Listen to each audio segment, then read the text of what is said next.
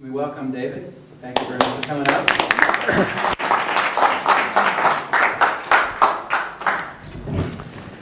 Well, hi there. I'll tell you a little bit about myself and how I got into this, and kind of get directly into the whole subject of a rather fascinating subject that seems almost like a hidden history in the United States here.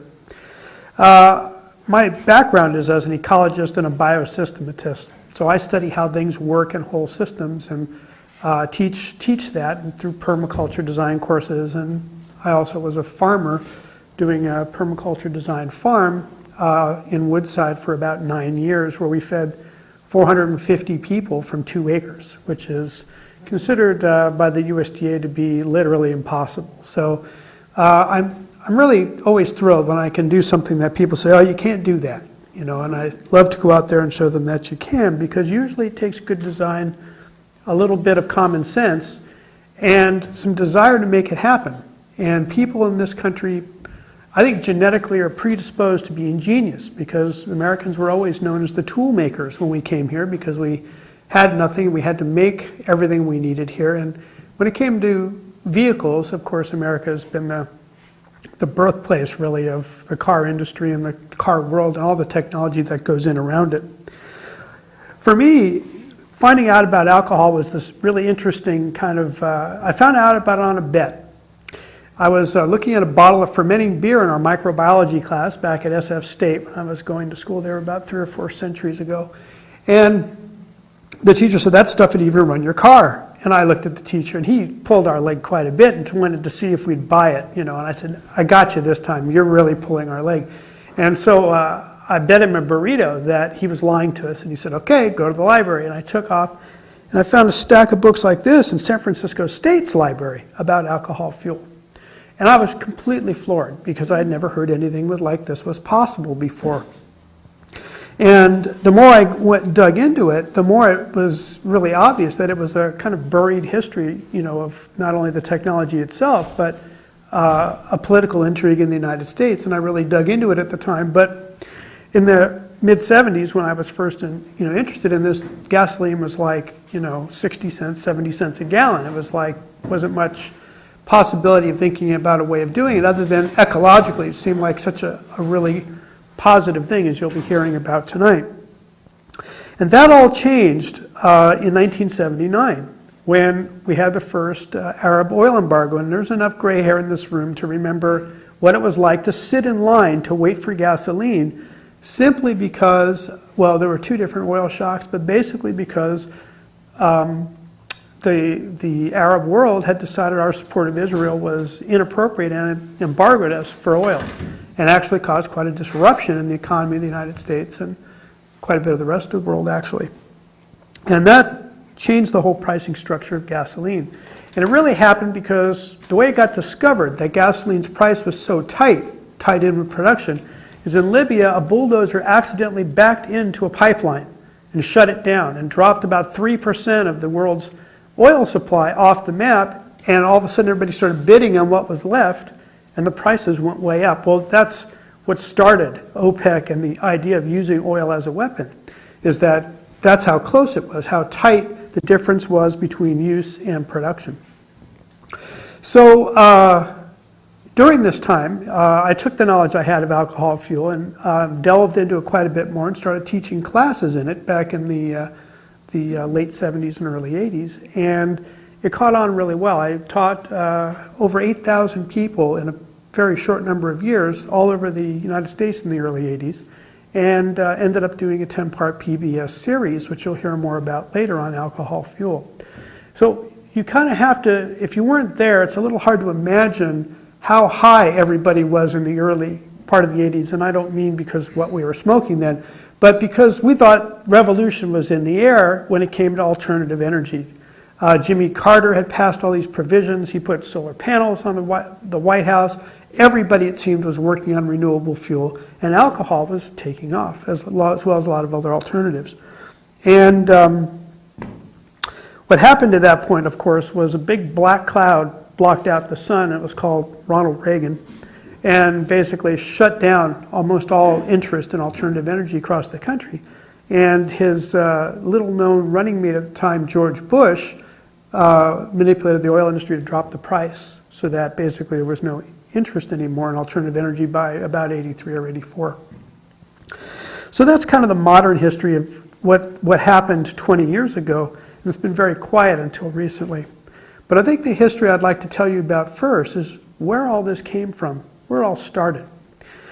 You know, there's always this chicken or the egg thing. What came first? Did the car come first or did gasoline come first? And it turns out that the internal combustion engine predates gasoline by about 40 years, 30, 40 years. They started running cars in the late 1800s for the first time, and they were very simple engines, etc., but they ran primarily on alcohol. It was the only reliable combustible fuel that was available.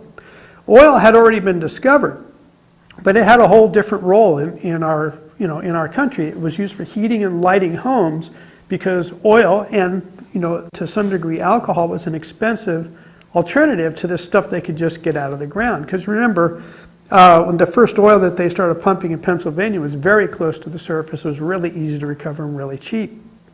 So the part that they couldn't use for heating and lighting homes, the stuff that tended to explode and nobody wanted to put it in an oil lamp, they threw away, literally threw away. And so Rockefeller, doing some experimentation, figured out that although it didn't do such a good job of this, it would run a car too, and started selling it at dirt cheap prices in the cities where he had his oil distribution business.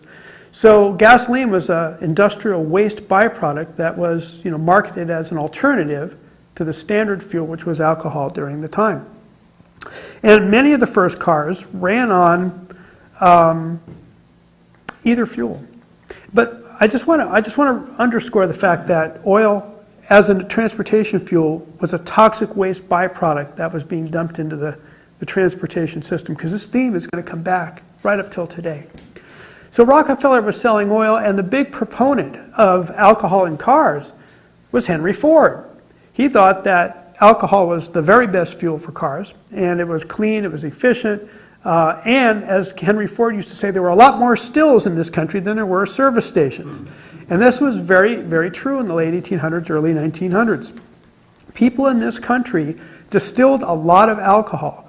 Anybody here read The Botany of Desire? Anybody? Okay, a few of you have. One of the first chapters is about apples in the United States. And apples, when they were first grown in the United States, weren't these beautiful, sweet, highly bred, grafted, fresh eating apples. People didn't grow apples for that. They grew what we nowadays call spitters, where you take a bite and go, yuck, and spit it out. But they made great cider from that. And alcohol from cider was made almost on every farm as people moved from the east out to the west. And of course, making alcohol from corn was essential, even as far away, or even I should say as close as Pennsylvania was to the East Coast. The Monongahela Valley was a huge alcohol production area because farmers couldn't get their corn to market without it rotting. It would rain, it would have, insects would have trouble, and then it wouldn't sell for very much, something that farmers still today have to deal with, which when you have a raw material, nobody wants to pay much for it. So the farmers in Monongahela fermented their corn and made whiskey. In fact, for those of you wondering where whiskey comes from, it's basically corn wine, which is distilled and becomes corn liquor. So just like brandy is the distilled product from wine, whiskey is that from corn. So the farmers in Monongahela were transporting their alcohol to the East Coast and selling it for a pretty penny. It didn't go bad. It was a value-added product. And this made a lot of sense. And I think what happened in that case is became a paradigm that has carried through to this day, which is the people who were powerful in this country were not the farmers. They were the big eastern landowners. And when it came to paying for the Revolutionary War, the first proposal was a property tax, because suddenly these guys all had valuable property. It wasn't owned by the king anymore. Well, the big property owner said, screw that noise. We're not going to pay for it. Let's shove it off on the little people somehow. And so they put a sin tax, an excise tax, on alcohol instead. Well, the farmers in Monongahela said, no way, we didn't fight this revolution to get rid of the king and his unfair taxation, just to have you guys tax us. You pay it. So George Washington raised the first draft in this country, drafted 20,000 men, marched them out to Pennsylvania, and they were not in a good mood when they got there, and they killed 200 farmers. okay, to put down what was called the Whiskey Rebellion. So our first draft in this country was not to defend ourselves from a foreign land. It was to put down rebels and radicals in this country, and they were farmers. So they killed the 200 farmers. Of course, it didn't stop the production of alcohol. And of course, the big distilleries on the East Coast, although they first were objected to the regulation of alcohol, they said, wait a minute, we can handle this. The small guys can't. So they actually ended up supporting it. And it turned out that George Washington was the biggest distiller in the United States. So he was using an army to go out and put down his personal competitive opponents, you know. Sounds a little vaguely like today, doesn't it? So what happened with all that? Well, basically the farmers found out that they, you know, couldn't do things in the open anymore, so they generally ran off their booze at night, and they became known as moonshiners. So the whole term moonshiners came from farmers paying off their land. And farmers have been paying off their land for a long time, making illicit alcohol, a tradition that has been carried through in different forms up till today with various other products. So, you know, there's these themes keep recurring over history, and you'll see a few more as we go along. So, for a long time, alcohol and gasoline were neck and neck all over the United States, and basically what you did is if you were in the city, you tanked up on gasoline because it was cheap and Rockefeller was throwing it away, and when you wanted to come back home from the countryside, you stopped by a farm, you tanked up on alcohol, you made some changes with the car, and then you drove home. So the Model A was made to do this. It was a dual fuel vehicle right from the start. Henry Ford intended it that way. So anybody here ever have a Model A? Anybody here? Usually there's somebody. You had one, huh? So can you tell me about the digital distributor that Model A's have? No. Well, a bigger engine in it. Oh, I see. Okay. Well, the Model A's had a digital distributor. It took all 5 digits to operate it, you know. So a distributor is what tells when the spark should fire in your engine. And as you go faster, you want the spark to fire earlier. And so in modern cars, of course, well, modern cars prior to fuel injection, there was an automatic device, fairly complex device, a distributor with centrifugal weights and vacuum advance and all this stuff that would control when the spark would fire. But back then you listened to the engine yourself and you adjusted it by hand. Now with alcohol, because it's 106 octane, you would start the spark much earlier than you would with gasoline. It was a much slower burning fuel and would burn more completely. So you'd back up the timing a little bit by just pulling a lever on the steering column. And alcohol, which is different than gasoline, gasoline is a hydrocarbon, which means it has hydrogen and carbon. Alcohol is an oxygenated hydrocarbon, so it's got all 3, hydrogen, carbon, and oxygen. So it needs less air, less oxygen from the air to burn. So you'd have to adjust the amount of air and fuel going into the engine. In those days, and up until not too long ago, that was done with a carburetor. So the Model A had a rod that went right from the dashboard, a little knob on the dash, went all the way to the carburetor, and you could actually adjust how much fuel and air just right there from the dash, you know, and that was how you went back and forth between alcohol or gasoline depending on what was available. So, as I'll be telling you a little bit later, the ability to dual fuel a vehicle is now currently available and had, you know, but in the intervening period you kind of had to be on one or the other. You know, Henry Ford had a lot of compatriots in the alcohol movement, and let's see.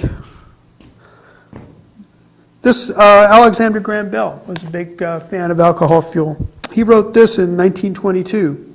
The world's consumption of fuel has become so enormous as to show that our present supplies cannot possibly last for many generations more. As an alternative, he suggested alcohol, a beautifully clean and efficient fuel, which can be produced from vegetable matter of almost any kind. The waste products from our cities are all available, and even the garbage from our farms. So the whole issue of non-renewability of oil has been clear early on in this country, and people like Ford and Bell said it was a really poor idea to plan to use a fuel that would run out. Ford also used to say that if we can't be the farmer's customer, how can he be ours?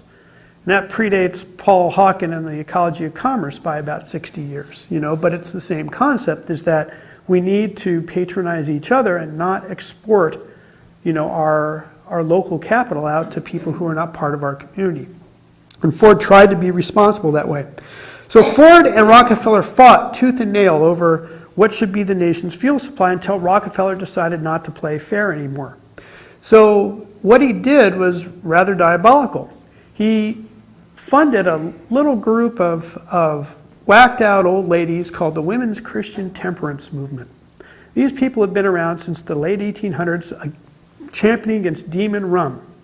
And so what Rockefeller did is he gave this group $4 million to go ahead and lobby Congress to get alcohol outlawed. And to just kind of put that in a modern context, that would be like giving Jerry Falwell $400 million nowadays to lobby Congress. And you can buy Congress for that. That's pretty understandable. So they did it, and they passed a law called Prohibition, which you've all read about or heard about, and you thought it probably had something to do with drinking and moral decay of the United States. So can you imagine an all-male Congress voting to prevent working men from drinking, okay, as like a natural consequence of any kind of political discussion? I don't think so. But for $4 million, it was no problem. And so for 13 years, alcohol went off the market as a fuel, as an industrial product, which used to compete with many oil products, and of course for drinking also. So alcohol has a long history, starting back during Prohibition, of fighting tooth and nail with the oil companies for what we should have as our national fuel supply. In other countries, it wasn't even an issue because oil tankers didn't exist until in large quantities until after World War II. So places like the Philippines and New Zealand ran their entire economies on alcohol, as did Brazil. They used nipa palm trees, which have these great big globes that produce like 3 quarts of sugar solution a day, which they would tap like maple sugar trees all into big tanks and ferment it and make alcohol. New Zealand used beets and other kinds of sugar crops. Probably the biggest in the early part of the century before World War II, that biggest, most organized alcohol economy was Germany. Germany had a huge cooperative alcohol fuel system where farmers would bring their potatoes in. They would get back 1/3 of the alcohol, the distillery would keep 2/3, and the farmer would get back all the mash, the leftover pulp after making the alcohol, which they would then feed to their pigs. You know, and so they got their animal feed back, and they got 1/3 of the alcohol, which they could sell or use in their farm, and then, you know, the cooperative distillery would sell the other 2/3. This was so effective that when it came to World War II, and immediately the Allies cut off Germany from having oil, didn't stop them for a minute. You know, they just continued their war effort, first running on alcohol and then later developing other synthetic fuels. But alcohol was really what kept World War II going for Germany. Same as was in Japan. Those Zeros that flew over to our country couldn't make it on gasoline. Not enough ability to climb, not enough distance. They had to run them on alcohol. We ran our torpedoes on alcohol during World War II because alcohol is tolerant of water, etc. So there's a long history of this stuff being used all over the world. And it only really changed after World War II. Now, you know, the importance of the Middle East to the oil supply was understood all during this period, this early period before World War II. This is a great quote that I found in an economic journal from England during that period. America is running through her stores of domestic oil and is obliged to look abroad for future reserves, which are very largely in British hands or are controlled by British capital, which refers to the Middle East, because the Middle East used to be under the British Empire. Before very long, America will have to come to us for the petroleum she needs. It will be within the limits of the commanding position that the future has in store for us to hold up the entire world to ransom in the distribution and price of this vital essential. So, you know, all the hand-wringing nowadays about, oh my God, we're suddenly dependent on the Middle East, we've understood this was going to happen since the 20s. And there's been certain reprieves over time as big reserves were found, but basically everyone has always known that the Middle East is where most of the oil is, even in 1919. So we're talking about a really ongoing battle between farmers and basically handful of large corporations controlling the fuel supply in this country. And over again, we find throughout the history of fuel in this country, incredible, sophisticated propaganda campaigns to keep alcohol off the map and basically manipulate public opinion. And probably if I asked, and I will ask right now, what are some of the things you've heard about alcohol fuel? And we can list some of those myths right now. I can probably tell you where they all came from. Well, if we use ethanol, then we're going to be using up our topsoil to grow corn so that we can grow our crops. So Okay, so it uses up or damages our soil, which is theoretically unethical to take, our valuable soil and turn it into fuel. What else have we heard? Corrodes aluminum, ethanol corrodes. Yeah. Corrodes metals, and also in that myth is also rubber and all kinds of car parts are supposedly damaged by alcohol. Any other myths? I don't have a myth, but I consider myself fairly well educated, and yet, all of what you're saying is pretty new to me. And so I guess I grew up thinking that there was no alternative. So talk about brainwashing. I mean, is there something that happened in the educational system? Well, it's nothing that doesn't happen normally under capitalism. It's just you're getting woke up to this particular hydra head of it. What about, is it possible that there is a long-term economic downside to alcohol? Is it economically sustainable? And of course, that's, that you've heard this actually in the last few weeks in the debate over the energy bill in the Senate. They basically say that alcohol is completely unsustainable economically. It's only a way to make Midwest farmers rich at the expense of American taxpayers subsidizing alcohol fuel. Otherwise, it couldn't survive in the market. We'll talk about that. what about people who are going to drink it? Boy, I've got a cartoon in here. Alcohol station, and they're going to... Boy, that's a great one. Back right after the Prohibition and alcohol was back out again, the oil companies were enforced with propaganda. They had these great photos, or I should say great cartoons, political cartoons that said every gas station would be a speakeasy. Of course, alcohol is, I'll explain why that isn't a case, why it doesn't happen. There's actually the biggest myth which nobody's mentioned yet, and you'll all say, oh, I've heard this as soon as I say it, which is that using alcohol actually uses more oil because it takes more petroleum to produce alcohol than you get back in the alcohol. All the energy of farming, all the energy of transportation, all that stuff actually uses more energy than you get out. This is a hugely promoted myth, the energy balance question. So we'll definitely debunk these and explain how this is, what's going on with these, because they come up even today. For instance, this one here, we haven't heard about the corrosion issue in the United States for a long time because we debunked those back in the 80s, but now it's like no one's ever said it in Australia. They're talking about how alcohol will wreck the cars, just like it was 1980 in the United States. Well, if you don't address conservation, it seems like the sustainability of anything we do is really in question because we just can't replace oil wells with monoculture, corn or whatever it is because we consume too much. I'm in total agreement with you, and we'll address that. And there's no doubt that, there's no disputing that we have to use less energy, period. That's absolutely true. So part of the question you're asking is, can this produce enough energy in a way that doesn't cause negative ecological consequences? And we'll cover that. I thought part of conversion was having to go to stainless steel, though, because of the corrosion issue. Well, let me launch into it, and we'll start catching up on these detailed questions. First of all, let's talk about how alcohol is even produced. Alcohol is liquid solar energy. So let me explain to me how we get there. Alcohol is a product of carbohydrates. Now, carbohydrates, carbon, and hydrate is water. So we make carbohydrates, which typically are sugar in plants, starch, and cellulose. Those are all carbohydrates. Now, to make a carbohydrate, what a plant does with photosynthesis is it takes carbon dioxide from the air,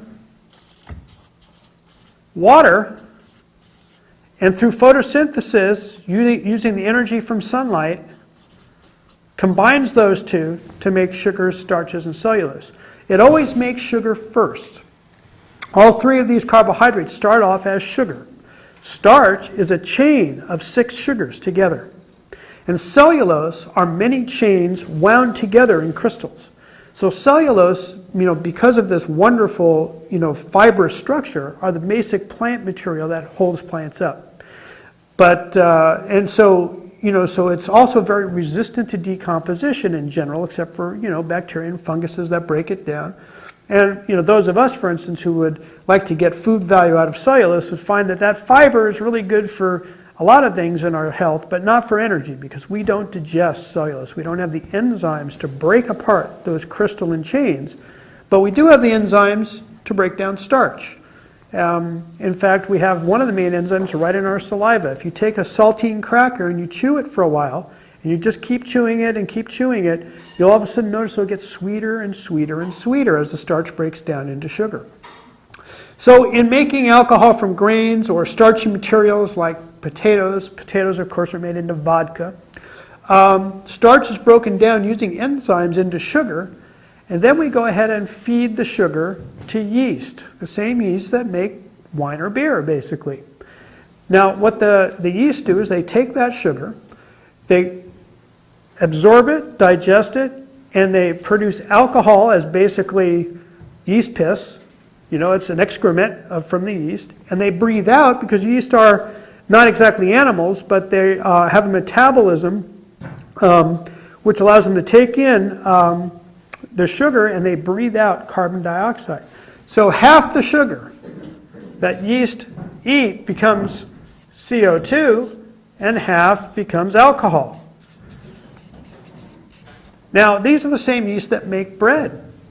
So the whole process of making bread rise is taking advantage of the carbon dioxide side of yeast metabolism. The carbon dioxide they breathe out make the bubbles that make bread rise. Now, of course, half the sugar in bread also turns into alcohol. So when you cook the bread, the alcohol is driven off. And in Sweden, all bakeries have to have a condenser on the top of the oven flues to recapture the alcohol, where they then use it in the gasoline. So they're saying, why put the alcohol in the air where it's a pollutant? It's an organic chemical. Although it's not severely toxic, since we can drink it and, get away with that pretty well. It is something you don't necessarily want to add to the air, and it's a valuable product to recover. So in Sweden, it's all recovered and put into the fuel. So we've been using yeast a long time as human beings to make different things for us. And so alcohol is one of them. So the process is basically making a funky wine, which we then distill into a funky whiskey, which we then put in our cars. Typically, alcohol should be about 80% pure minimum, although it's much less technical problems if it's at least 90% pure. And it's possible to make alcohol completely pure or 200 proof with a couple of steps. So alcohol is... So when we go ahead and burn it in the car, out the exhaust pipe will have the same things that went in, CO2 and water. And the solar energy released when the alcohol explodes in the engine is what drives you down the road. So it's liquid solar energy. It's what's left over, it's what the plant used in terms of energy to join those chemicals together, and then when we burn it, we release the carbon dioxide and water back to the air for use by next year's crops. And the energy drives us down the road. So is it sustainable? Well, we could probably do it for 4 or 5 billion years, which is about the time they expect the sun to burn out, in which case we have other problems at that point. So, we can make the alcohol forever. You'll notice that nothing from the soil ends up in the alcohol. Nothing from the soil ends up in the alcohol. So the alcohol production itself does not deplete the soil. Now, we have to be careful about our agricultural practices and how we go about producing it, which I'll get into in a little bit, because there's some very good implications for breaking monoculture using alcohol fuel production. Questions so far? And feel free to ask them all during the talk. So the CO2 is going into the atmosphere. Correct. Now, that already sets off flags for everybody, right? CO2 going back into the air, because we don't want CO2 in the air. CO2 is what causes... Well, except that the corn plants that are planted to produce more are going to pull that CO2 out and spit oxygen back out, right? So it's Absolutely. gonna be Exactly, a- that's right. Well, yeah, and the CO2 came from the air in the first place. Correct. So you guys have already jumped ahead, and what you're seeing is that on the surface, what's obvious is that it would seem that alcohol production is carbon neutral. In other words, the carbon dioxide that's released is exactly the same as what's absorbed by next year's crops. Now, the oil companies, when they go ahead and talk about CO2 from alcohol, they neglect to mention the back half of the cycle. They say, alcohol puts out 20 pounds of CO2 and gasoline only puts out 21. There's hardly any savings. And they totally ignore the fact that it gets absorbed by the next cycle. So this is the kind of propaganda that we're constantly having to deal with. But actually I'm going to show you ecologically, because I'm an ecologist and a biosystematist, I tend to draw the box a little wider. So I'm going to give you a little education here about plants, which you might not know. So we got a corn plant, okay? So the corn plant takes in CO2, it takes in water from the soil, and it makes sugar and starch and cellulose. The plant is largely made of cellulose. Now we, of course, are using the grain to make alcohol fuel currently. We're not using the rest of the corn plant yet, but I'll get there. I'll talk about that. So for every 1 pound of corn, we get 2.5 pounds of stalk. So corn is really inefficient as a crop in general. For instance, wheat, if you grow 1 pound of wheat, it's only 1 pound of stalk. So the plant is very efficient at making food compared to just plant structure. Corn is very inefficient. It also takes a lot out of the soil. And it takes a lot out of the soil because it's a grass, it's a high nitrogen feeder. Now, let's talk right now about the carbon dioxide part of this, and then we'll go off into the other things about agriculture and alcohol. So when these plants go to make alcohol, we're only taking it from the corn. And that part, just the corn part, is neutral carbon. The amount of alcohol that is, the carbon dioxide from that alcohol and from fermentation is the same amount as used to produce that corn next year. But when the plant is growing, it also makes 2.5 pounds of basically cellulose. So by growing crops to produce alcohol, the plant uses a lot more CO2 than is in the product that we make the alcohol from. So we're impounding a bunch of CO2 in the stalks. Now, and I've talked with people at the USDA about that, and they're able to understand this far. But they're not used to thinking in terms of whole systems, and in permaculture we do. So let's look at what's invisible. We've got all this down here. And what you may not know about most plants, including trees, is that for every pound of biomass above the ground, there's a pound below the ground. So when you see a tree out there, you're seeing half the tree. There's an enormous amount of life going on under the ground. In the case of grasses, it's actually more than half, but we'll just stick with half for now. So to make this 1 pound of corn, which is made into alcohol, we also get another, say, 2.5 pounds of root matter, which is all basically made from carbon dioxide and water. It's carbohydrates, it's cellulose primarily. Now, as an ecologist, I have to say that's not the end of the story. Because what most people think in terms of plants is that it's this one-way street. Nutrients go into the plant, and they go on up into the stalk, and they become part of the food. And we've been taught that this is basically the role of plants in the world is to feed us and feed other animals, and that the nutrient flow is all one way, right up into the plant. Roots suck up nutrients, make the plant. But what most people need to understand about plants is that it's more complex than that.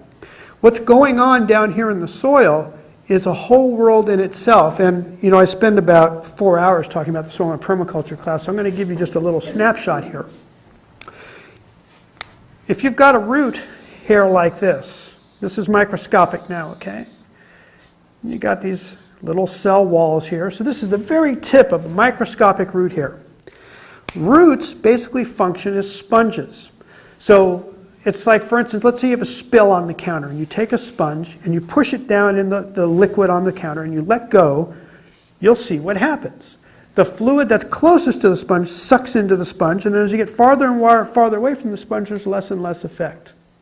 So that's basically, the absorption from roots is very limited to what's right around the root, and that's the liquid with, nutrients that the corn needs.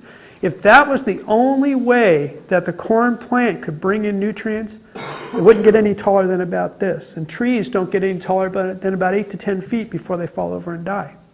Something else brings the nutrients to the tree or the corn, and those are mycorrhizal fungi. So these little fungi are much smaller than a little thread off through the soil. And as it comes up to the root hair, it either punches right in here, or it might punch right in there, and it will either grow into the space between the cells where there's fluid, or it grows right into the cell like this. So this fungus grows in there, and it takes fluid from the plant. What's in the fluid? Carbohydrates, sugar. So what you're finding is that it's not one way. The sugar is produced up here. It is pumped down into the roots, out into these funguses. It also gets exuded all around out in here, where it feeds bacteria.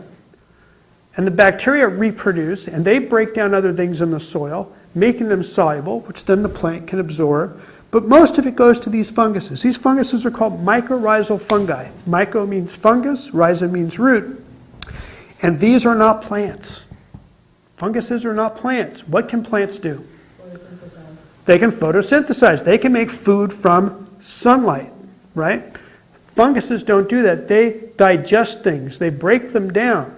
So what these funguses are doing is they're trading the sugar that the plant can just throw away, give away, it makes so much of, and get valuable nutrients that the fungus says, I can just dissolve this stuff and give it to the plant.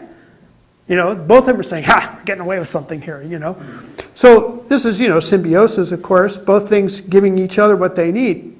It turns out that plants take 60% of their carbon and pump it out into the roots and out into the funguses. So now we're looking at just rough numbers. Another 5 pounds of CO2 is pumped out into the underground system where it goes into the funguses, etc. So for every pound of corn that we're turning into fuel, we're really impounding about 10 pounds of carbon dioxide. And this is not the best crop for doing this. Corn is, kind of a very wimpy crop when it comes to this whole ecological system of food production.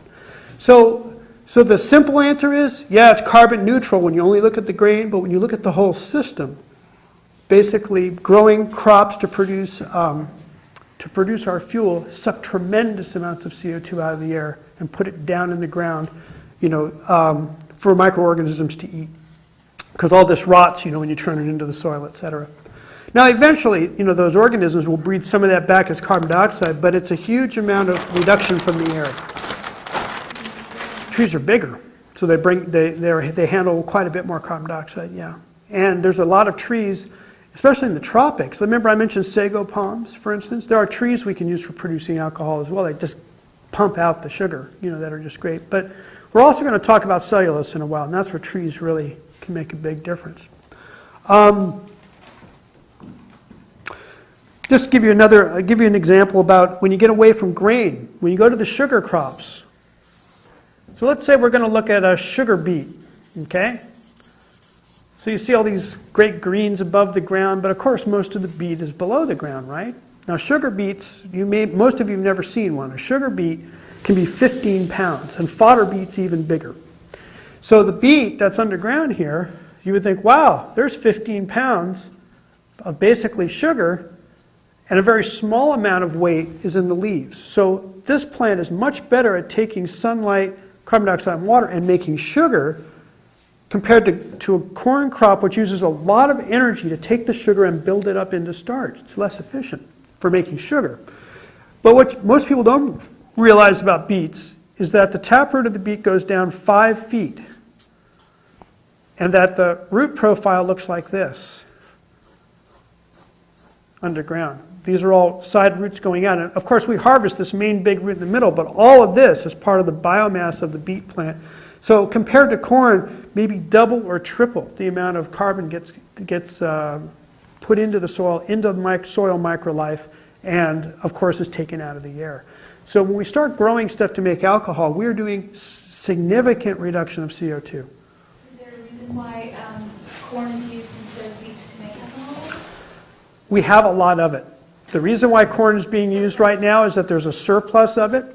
And so it's a tail wagging the dog. Right now, alcohol production has developed as a way of using surplus from corn rather than thinking of it as the main reason for farming is to produce energy. And you'll see why we're going to turn that paradigm on its head. But right now, that's what's getting alcohol out there, is trying to do something with something that is so surplus and it's being sold for so little that if a farmer wants to make a middle-class living, he has to literally farm 1,000 acres in the Midwest. You're talking about a net profit per acre of $50 on a whole acre of corn. So with this incredible surplus of corn, which is engineered by government policy, primarily because corporations want to feed corn to cattle. And we're going to get into that in a little bit because this all ties in. So let's tell you a little bit about making alcohol and the carbon dioxide issue. Get back here and see where we want to go. Where do I want to go next with this?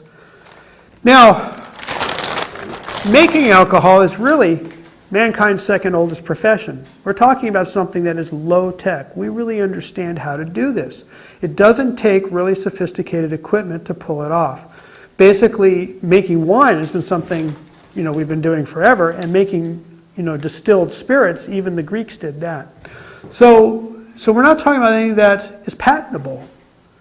There's nothing proprietary. There's nothing high tech that someone can latch onto and say it's mine and you can't do it. Anyone can make alcohol. Questions? I'm just wondering if you could also, with some of the things we're talking about farming, touch upon the whole bioengineered aspect of it. I'm thinking where I want to do that, because there's a part of this where the work we're doing is intended to send Monsanto straight to hell. And let's do it now. Let's do it now. This is some of the work I'm doing right now, in fact, and it's something that's extremely exciting because it's great when you design an experiment and you go, I hope it works, and it works, So something, and it also points to the way of thinking about systems and the way of thinking about not only agriculture, but the way we approach ecological problems and economic problems. So we talked about when we make alcohol, we make CO2 as one of the byproducts, because remember, half the sugar the yeast breathe out is CO2, and we collect that. And we'll talk about why that's important. We make alcohol, and what part of the grain turns into alcohol? We've been talking about it all night. The sugar, starches, carbohydrates. So that means everything that's not a carbohydrate is not converted to alcohol, and it's there left over in the mash. And that leftover grain has all the proteins and fats and minerals and everything from the soil that became that grain of corn is there in the byproduct, which when it's dried, we call it dried distiller's grains.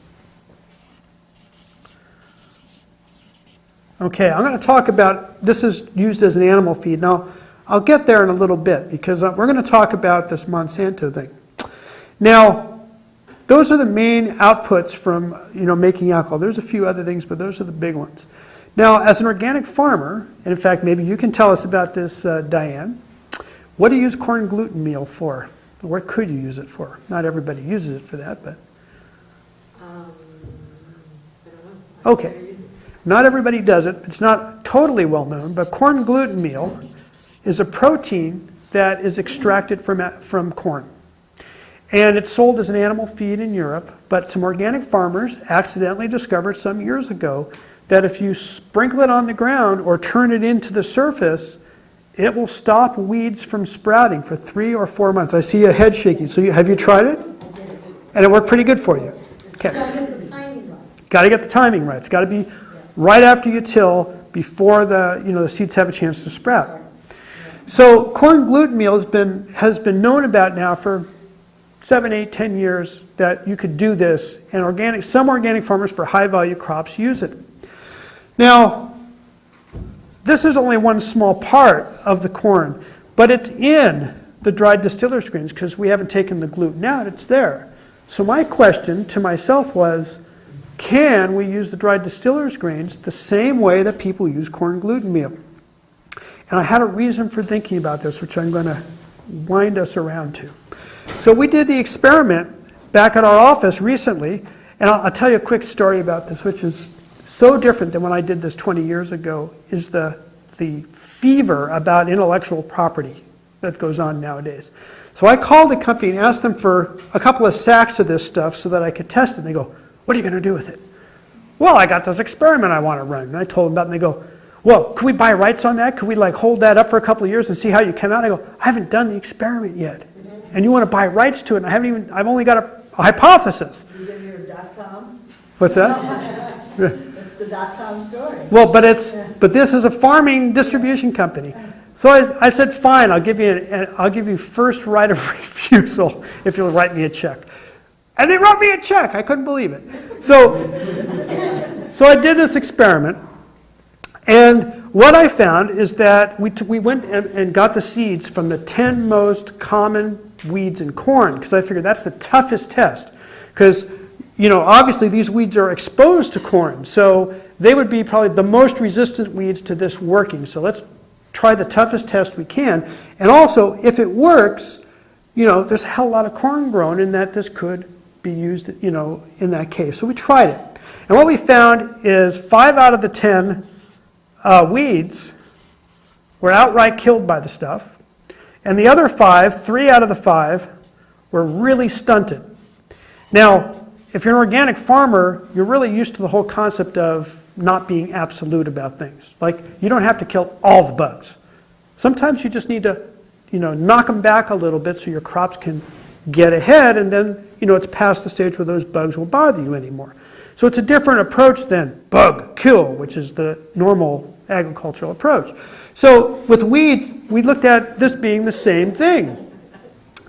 We were hoping that it was going to have this absolute herbicidal effect because, that's what everybody wants. But what we found is that the stunting was almost as important, because if you can knock down the speed of growth of the weeds, and as you all know, corn grows like, gangbusters, it'll shade out the weeds if they can't, get up to a place where they can poke through the corn.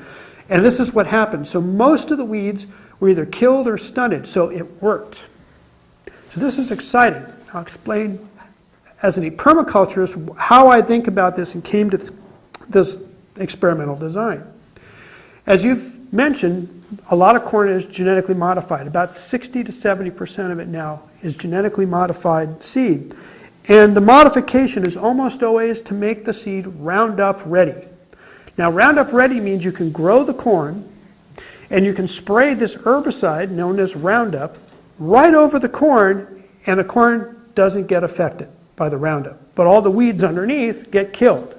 Now, to get this approved, Monsanto had to get the FDA to allow 4 times the amount of residual herbicide on the food, considered safe, but of course Monsanto was more than happy to volunteer the research time to determine that for the FDA, and so their data was used to increase this limit. So this is the kind of stuff that we should be concerned about. So now we've got the corn itself providing dried distiller's grains, which appear to have this herbicidal effect. Now, it's got another effect too before I take you down that road, which is all we've taken out of this is the starch, right? So what did I say is left in that mash?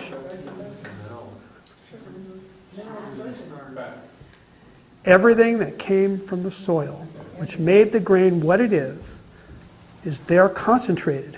And all we've taken is the solar part out. So what do you think might be a good use for this stuff?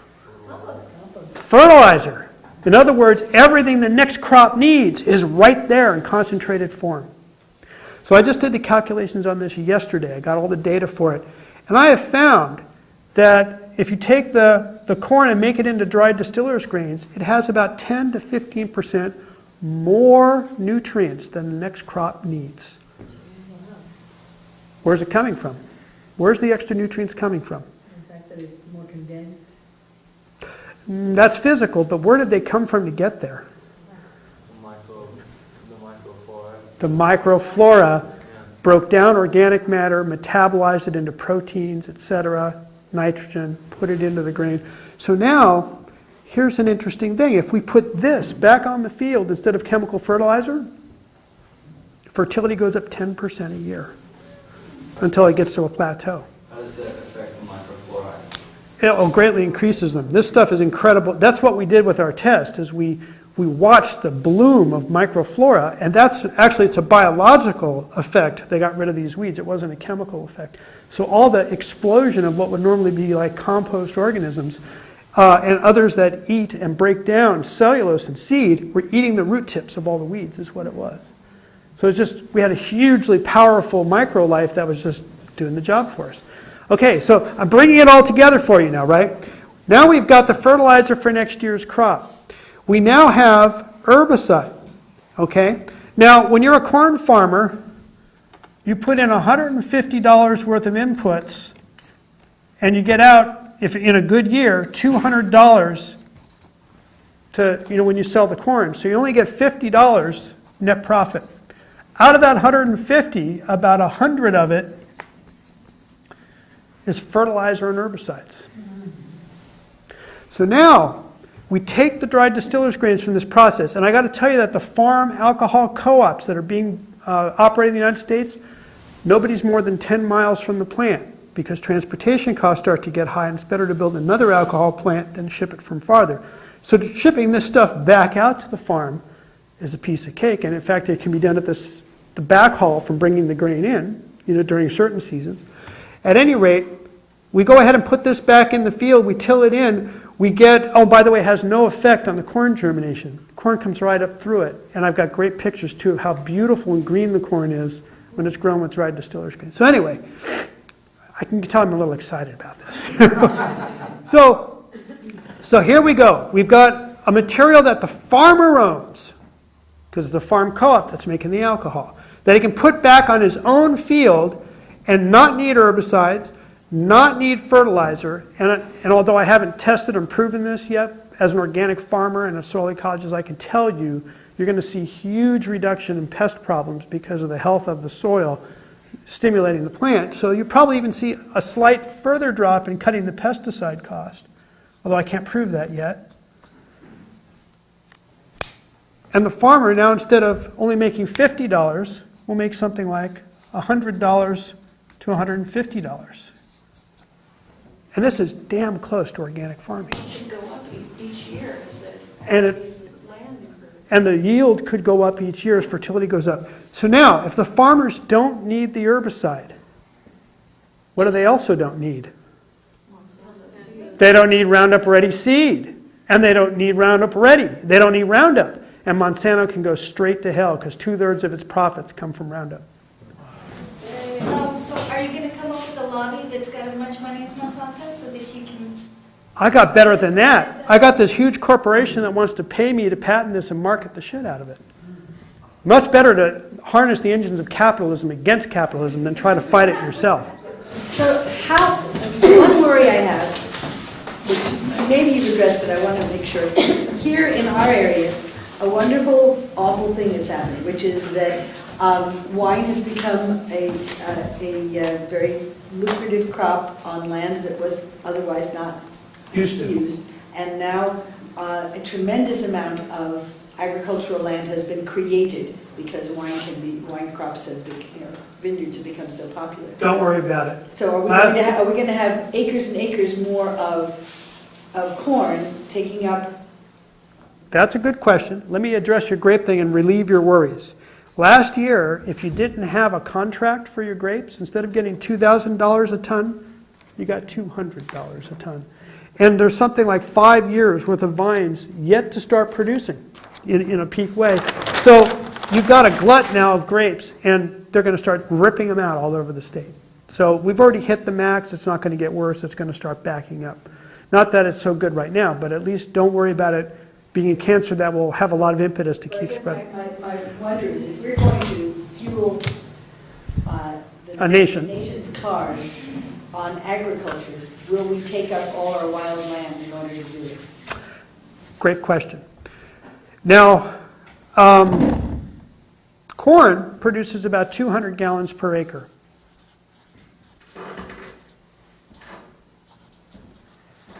And quite frankly, as a solar product, this sucks. This is like nothing like what we can get from the amount of solar energy hitting that field. So the book, goes into 40 different crops for different climates that are good energy crops compared to corn. And I'm going to get around to why corn is even grown in a minute, but let's look at some of the alternatives.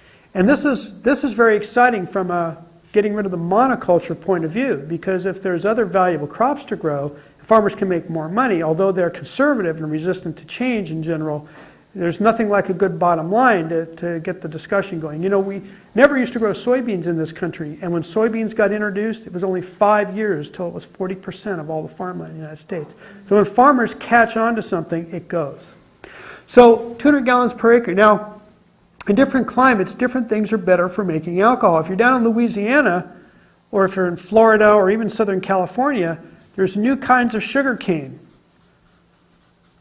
which will yield 1,800 gallons per acre. There's sugar beets, which will grow all the way up to Canada and into Canada, and also what we call fodder beets, which are slightly different, which will yield up around 1,300 plus gallons per acre.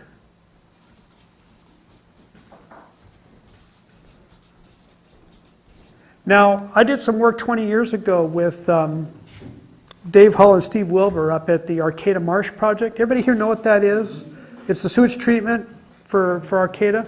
They use cattails, as the basic idea to take all the nutrients out of the secondary sewage and suck all those nutrients up into the cattails so that the water coming out at the end of the marsh is cleaner than the water coming out of the streams, out of the national forest.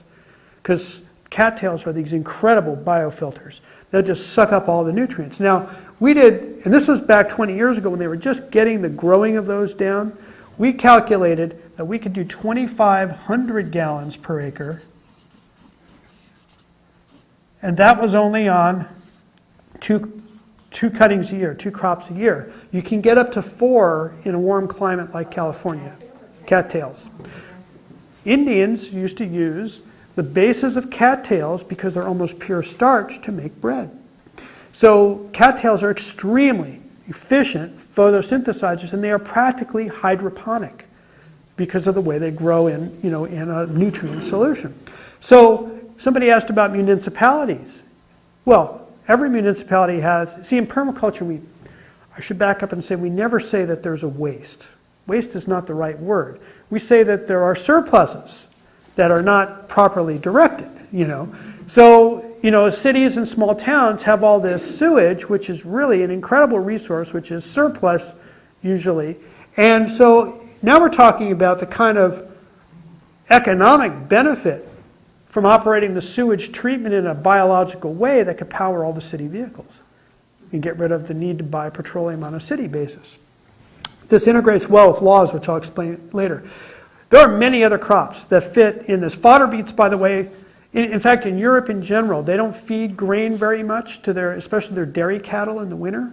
They feed beets. They have huge, partially underground buildings where they stack up the beets and they feed the beets all winter to the cattle. They get way more milk than we get, from grain. I'll get to why grain is happening, because the more you hear about it, you go, why are we growing grain? Everybody else does something different. It's not a good reason. So there's many other crops. Jerusalem artichokes. Jerusalem. I've got a cold. I can't spell when I have a cold. Jerusalem artichokes, which have nothing to do with Jerusalem or artichokes. They're a sunflower plant native to the United States, have no pests that are ever been detected. They produce a huge amount of carbohydrate in tubers below the ground, And those tubers are a carbohydrate called inulin, not insulin, but inulin, which nowadays, for the first time, we have cheap enzymes to break down into sugar, and we can go ahead and make alcohol from those. Jerusalem artichokes can do about 1,600 gallons per acre.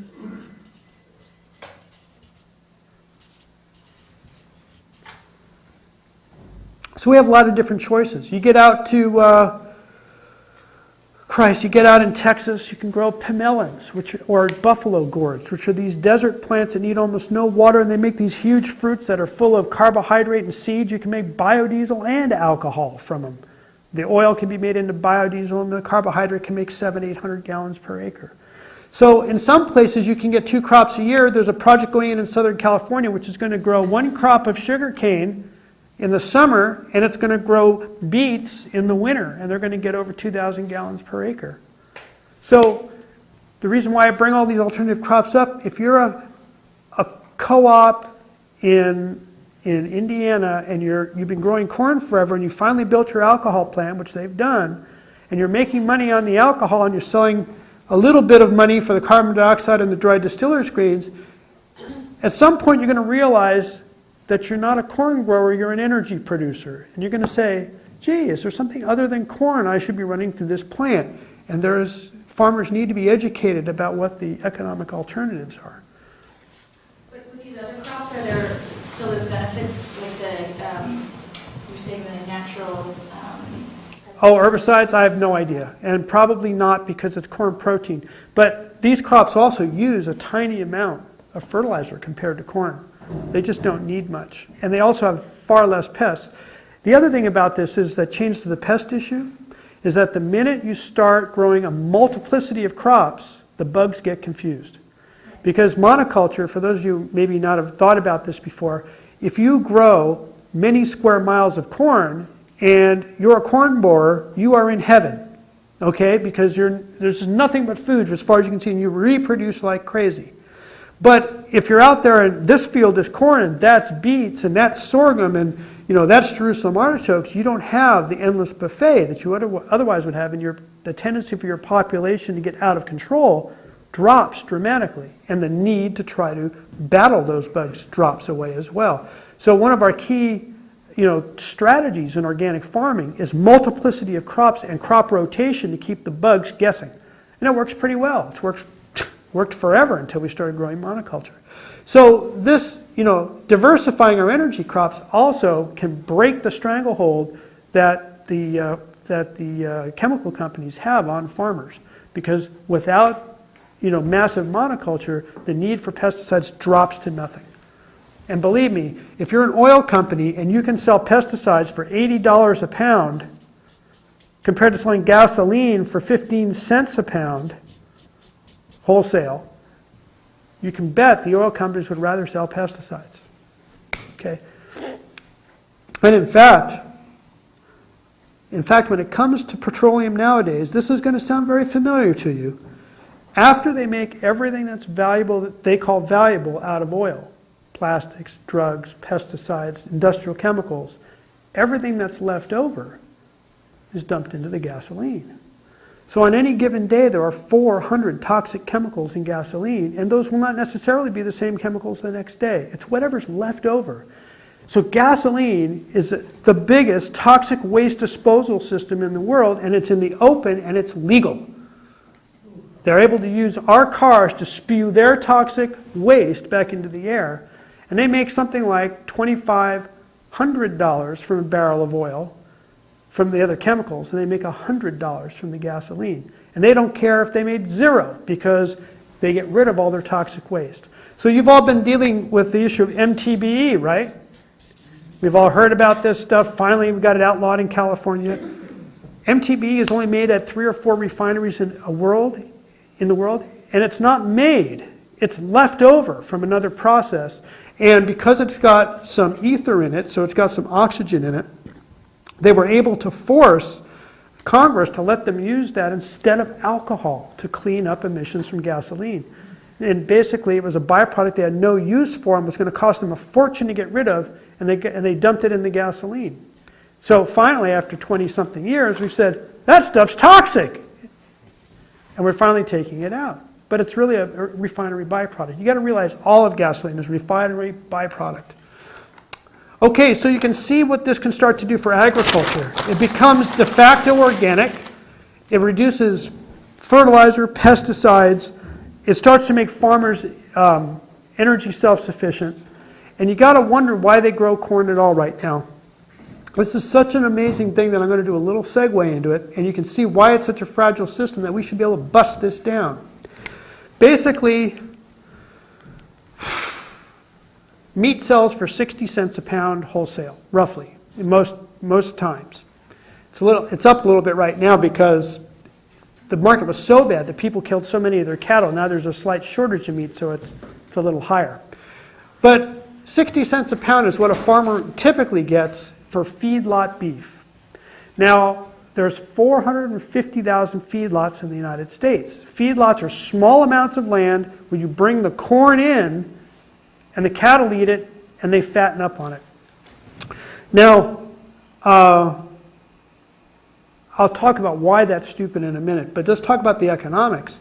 Basically, since it takes, and some of you may know this, how many pounds of corn does it take to make 1 pound of beef? 10 pounds. So if you're going to make corn, or if you're going to make beef for 60 cents and you want to make a profit, how cheap does the corn have to be? It takes 10 pounds to make that 60 cents worth of meat. About 5 cents a pound. 5 cents a pound. That's cheaper. It's cheaper to burn corn at that price in a stove than it is to burn firewood. Okay? What's that? Or eat the corn directly. Heaven forbid eat the corn directly. People don't do that. 70% of our corn is fed to cattle in the United States. 20% of the corn is fed to rich European cattle. Only 10% of it goes to other uses. Of that, 7% is alcohol, both whiskey and fuel. Then there's high fructose corn sweetener. And you're down to 1% or less is actually fed to people. And I don't think corn chips really qualify too much as food. Now, those of you who aren't vegetarians are going to say, now wait a minute, Dave. This is getting into the food versus fuel issue because meat is food. Well, you might have a point there. Being a vegetarian myself, I don't necessarily agree, but at any rate, meat is food, so we got to count that. So isn't it unethical, and this was back in that question earlier, to use our land and our soil to make fuel versus, making food for the starving hordes of India? Well, as we already found out, the starving hordes don't get any of this corn. But let's say we're talking about feeding our cattle with this corn. Well, it turns out that cattle, in permaculture, we always go back to where was it in nature before we messed with it. So does anybody know where cattle evolved from? The ecological center of where cattle came from? They started somewhere on the planet, so where was it? Mongolia, near where the horses were. Close. Southern Europe and Northern Africa. Northern Africa used to be a forest. What is it now? It's the Sahara Desert. That's a desert human-caused by overgrazing. Okay, now, I'm not going to get into that whole story. That's for the permaculture course. But let me talk about cattle and what they eat and what they're evolved to eat and why what we're doing with corn is insane. Cattle have 4 stomachs. We don't, right? So why do cattle have 4 stomachs? They can process it. Process what? Cellulose. Cellulose, brush, woody stuff. Cattle are evolved, and if you look at their feet, they're not buffalo, right? What does a buffalo foot look like? What do goat's feet look like? Cloven hoof. Therefore, prairie living, traction on the prairie. Cattle have these big flat feet, right? What's that good for? Soft forest soil. Gives you more surface area for spongy soil. So you don't need traction. So cattle are evolved to live in forests eating brush. That's how they get their energy. So they've got an incredible array of organisms that live in their gut bacteria that put out cellulase or enzymes that break down cellulose. And what does the cellulose break down into? Sugar, which they then are able to digest for energy, and that's what makes them live. So we come along and we feed a grass product to them. But these are forest animals. Corn is a grass. It's a big grass, but it's a grass. And when you feed grain to cattle, they don't have the enzymes to break down starch. So when you feed corn to cattle, 80% of the starch goes through undigested. So that's why in the Midwest they take cow poop from feedlots and feed it to the pigs, because there's so much food value left in it. So we are throwing the starch away in the way we do agriculture now. If we're considering, cattle agriculture food, we're throwing away 80% of the energy or the starch, and of course that causes tremendous problems in the feedlots because it's great food for bacteria and all the stuff that they wade through in the feedlots. But we're throwing away 80% of the starch. Now, this is really interesting because alcohol is a real big issue that can solve some of this, even if we're talking about keeping cattle agriculture for a while. If you take the corn and you first ferment it to make the alcohol, the starch is removed. What is left over, as I said, is the dried distiller's grains, and it's about 1/3 the weight of the original corn because the rest of it was starch and it disappeared. Now the cattle, when they eat the dried distiller's grains, don't have to fight with all the starch in their system, which makes them very ill, by the way. There's bloating problems and everything else when you feed them too much grain. So a very interesting thing happens. When you feed the 1/3 amount of dried distiller's grains in comparison to the 100% corn that you would have fed them otherwise, they gain 17% more weight, and they do it 13% faster, and they have less than half the vet bills. So this turns the paradigm on its head. The dried distiller's grains are not a byproduct of alcohol production. Alcohol is a byproduct of making superior animal feed. You think McDonald's would be after them to do that? They could get their meat faster. Well, but also think about some of the implications. That's getting close to 20%, right? So that's talking about freeing up, for the same amount of meat production, freeing up 20% of the land of the United States. You would need that much less land to feed the same number of cows. That's a huge number, really. So with dairy cattle, it's even more dramatic. Dairy cattle get up to 40% more milk when they feed dried distiller's grains versus normal corn, because there's a huge amount of wasted energy, biological energy that cattle go through trying to make milk from starch. So why aren't the farmers doing this now? Is there Oh, they are. not enough of the DDG to offer them? Or? Oh, it's a standard commodity. It's right on the stock market every day. They trade in it. I mean, it's a huge product. This is done right now. What I'm trying to say is, wouldn't it be illegal, or shouldn't it be illegal, to ship this 20% grain overseas as corn when they're just going to feed it to their cattle?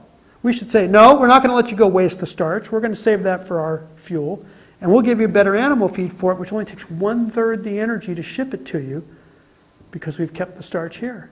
There's a lot of implications in this. So this is a direction that sounds like it's actually happening Oh, yeah. on some level, and will probably, because it makes economic sense, it's going to probably evolve whether or not there is alcohol production. Things that make sense don't always happen with the USDA. There's only one employee in all 64,000 USDA employees that deals with organic. So sense is really not what we're talking about here. Why do we, and by the way, if you're going to grass, like they do out here, Neiman Shell, other places, grass-fed beef is produced for 15 cents a pound. So it's even more economical to range feed beef. It would be more economical to run the cattle in the cornfield and let them eat the plants in place. What you need to understand is that different people make the money. If you're a corporation, you don't have to own hundreds of thousands of acres. You just have to own the feedlot. You get the farmers to grow the grain for you, ship it to your feedlot, you pump it through the cattle, and then you sell the meat.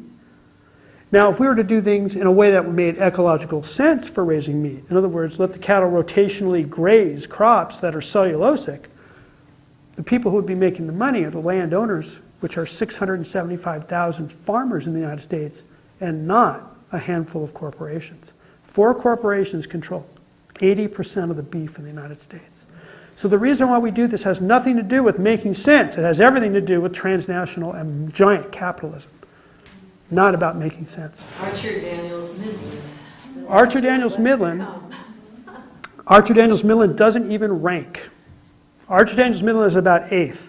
You got Cargill, you got ConAgra, you got 2 or 3 other companies in the top, and Archer Daniels Midland's way down here. They get plastered a lot in the press because the oil companies want to see them go down because they're one of the biggest alcohol producers in the United States. They produce about 1/3 of the alcohol in the United States.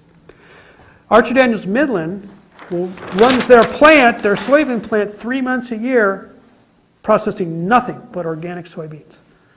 And they also run their corn plant several months a year, processing nothing but organic corn, not letting a single GM kernel into the door.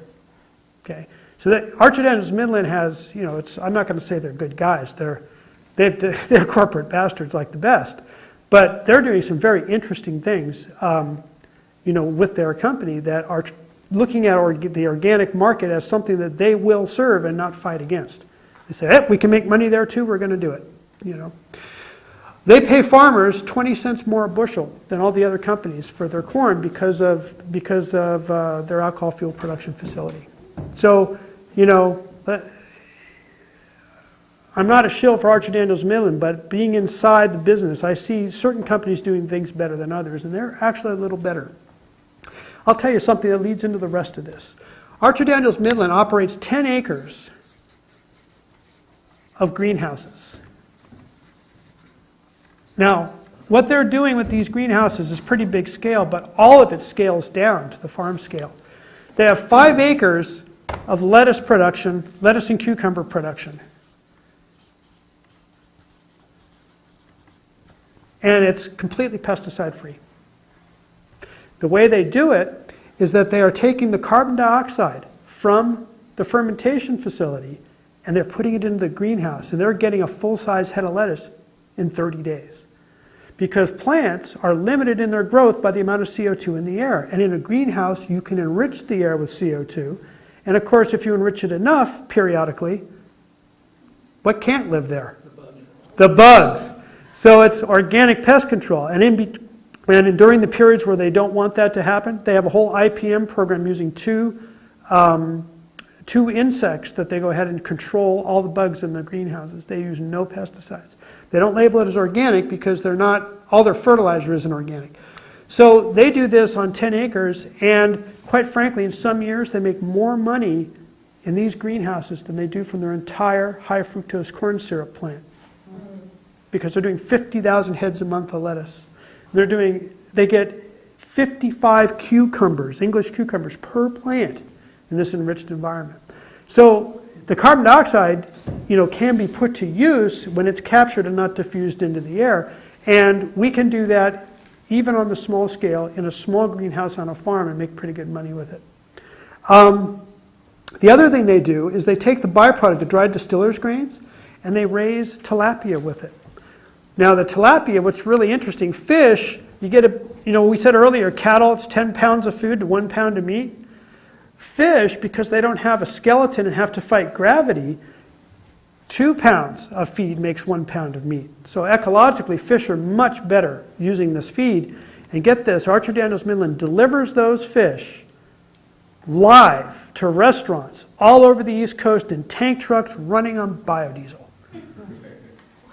So what I'm trying to say is that they're not such a great corporation, but ecological thinking, because it makes economic sense, is infiltrating even Archer Daniels Midland. So you're seeing a little bit about the interaction between how alcohol can really change agriculture in a lot of ways that would go the way we want it to go. We haven't talked about, and we got to move on from that. I could talk about that all day, being an ex-farmer. But let's go on to some of the other subjects. We've talked about food versus fuel, obviously. That's obviously a non-issue because we actually get more food, the way that system is now, than we would otherwise get. Cellulose is the next big frontier. Now cellulose, it costs about $1.62 to produce alcohol from cellulose right now, and from starch, it only costs about 90 cents. This is on the industrial scale. So right now, cellulose is considered uneconomical because it would make the price of auto fuel a little bit too high. This is only because gasoline's subsidies are buried in our income taxes. If you take a look at all the tax subsidies that oil companies get, and you start to include some of the obvious military subsidies, like for instance, you wouldn't get a single tanker out of the Gulf if it wasn't for $200 billion a year worth of naval presence. To move $60 billion worth of oil. That's a huge subsidy. In fact, most people studying this come up with figures of between $5 to $15 per gallon, not per barrel, per gallon subsidies out of our taxes to oil companies, depending on what you throw in, to what that means. So $5 is like way conservative. 15 is like when you consider not even counting Iraq, just all the military expenditures, that go into to making oil happen. $5 is the current subsidy. Alcohol gets a small subsidy of about 53 cents a gallon right now. So with that, we can be competitive with starch-based alcohol, but cellulose is still a little high. But if you were looking, if it was an equal playing field and these guys didn't get this, any of these alternative fuels would be way cheaper than gasoline. But because they hide it in our income taxes, we don't see it. So cellulose right now is really tough stuff to break down. The way it's done commercially is you use sulfuric acid, you put it under pressure, the cellulose breaks down into sugar, and then you can ferment it. New ways of going about it are finding ways of taking the enzymes that used to be produced in the guts of termites and cellulases to break down the cellulose to sugar so we can make it into alcohol, and that has gotten suddenly cheap. The enzymes now are down. They used to be 50 cents per gallon of alcohol produced. They're down to a nickel now because the DOE had this competition which said whoever can get there first gets $15 million. And these companies all jumped in to see who could bring the cost of producing cellulase down. With that kind of incentive, they really did it. So as of last year, 2 companies now can produce the enzymes for 5 cents a gallon. Nobody's built a plant yet to use it, but when they do build those plants, we ought to be able to get in pretty close to the 90 cents. Why? Because out of the 90 cents, 75 cents is the cost of the corn. The rest of it is the production price.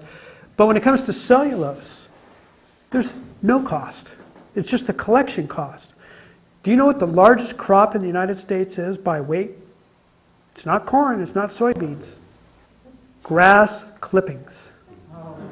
Grass clippings. We grow more biomass in our lawns and throw it away to the landfill than is produced in all of agriculture.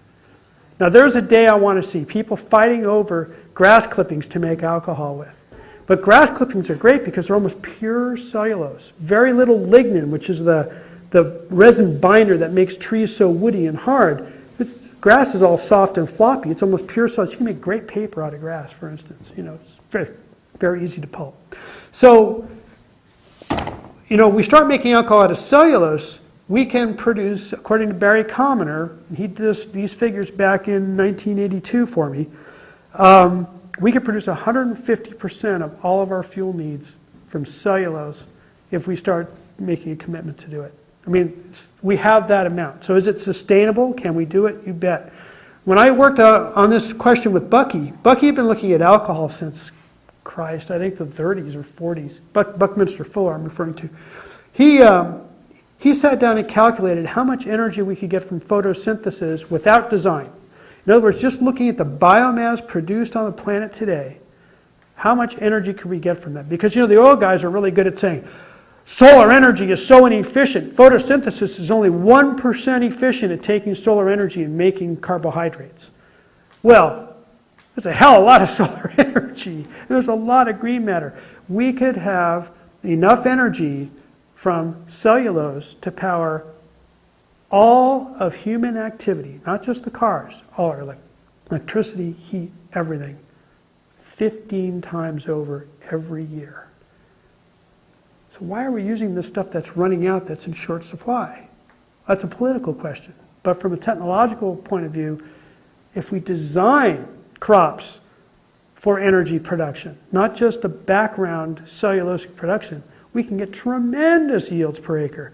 I mean, for instance, the hemp guys are all talking about how there's 60 tons of cellulose per acre in all the stalk and leaf that's left over if you grew industrial hemp in this country. Well, that's 5,000 gallons of alcohol per acre, about 80 gallons a ton. So, yeah. And the seed is 18% protein. Oh yeah, as a food, yeah. It has the right ratio of omega-3s and 6s for humans. Yeah, there's a lot of reasons to grow that. But you may have noticed a similarity with that crop where it got demonized as a drug and then prohibited.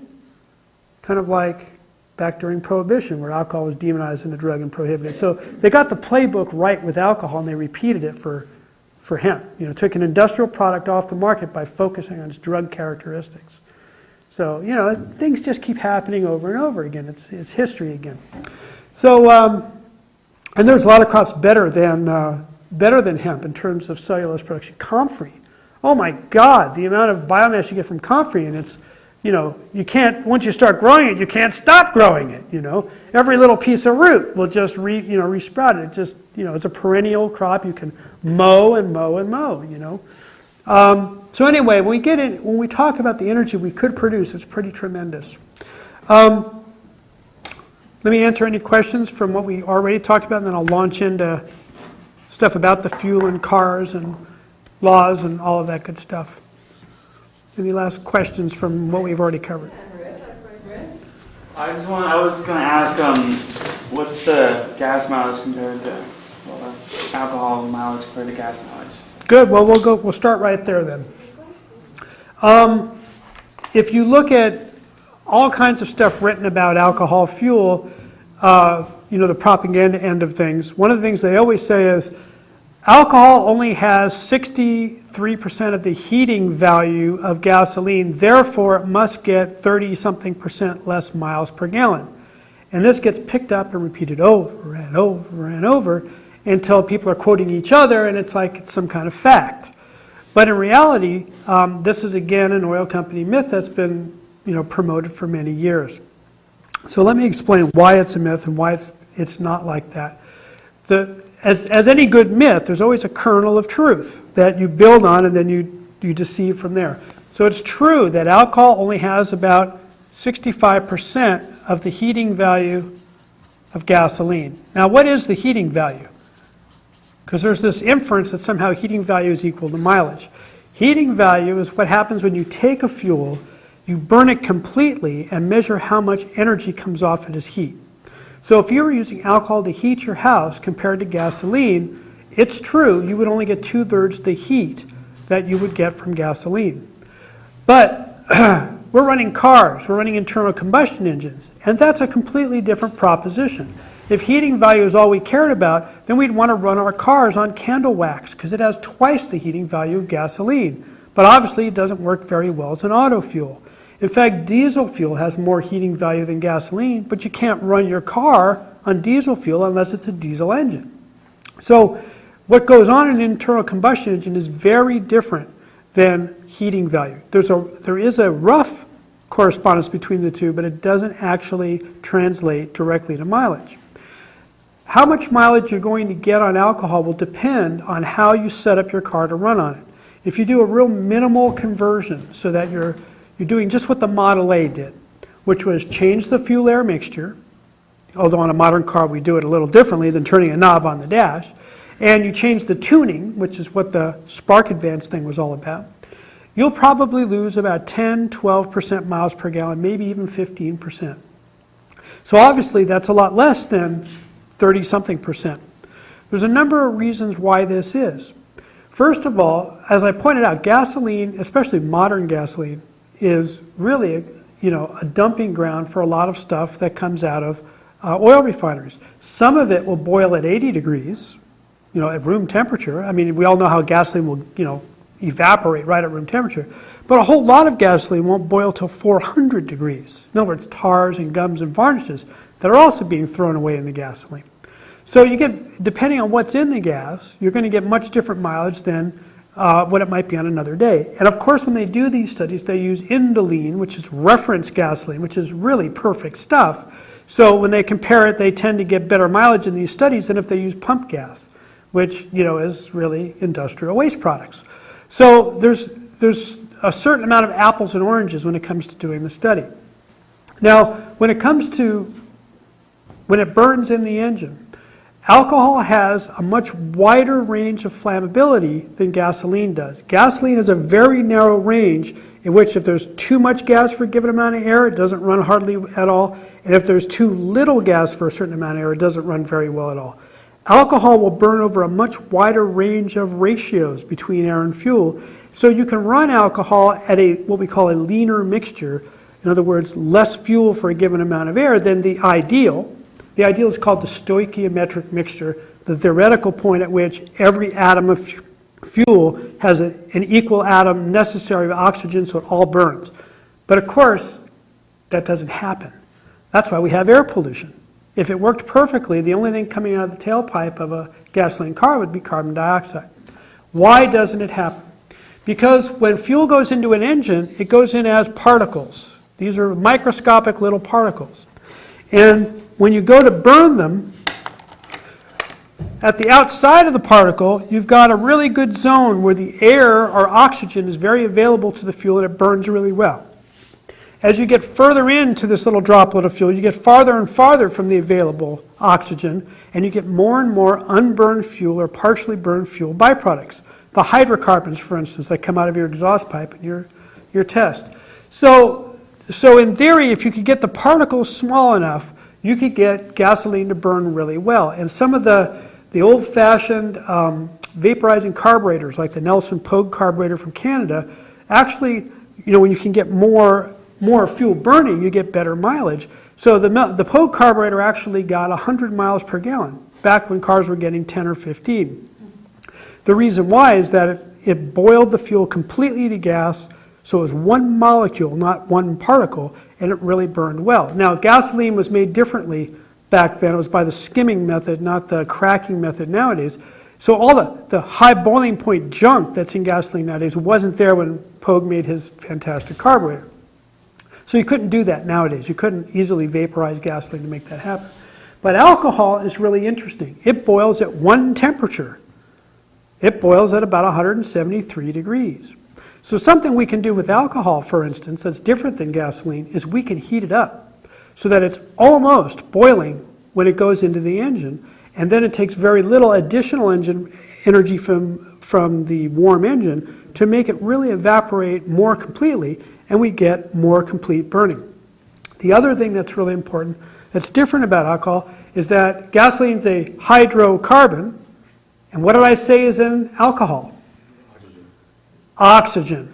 The reason why it gets less heating value is the remaining quantity is oxygen, and that's not counted as a fuel. It's consumed, so it's not counted as a fuel. But what it means is you've got oxygen in this particle. So the fuel burns more completely, and you get much better efficiency. So the average gasoline engine, and I want to back up and give you a little illustration here. If you came from Mars, and then this is an internal combustion engine, okay? Now, if you were from Mars and you looked at this thing and say, well, let's see, in this end goes fuel.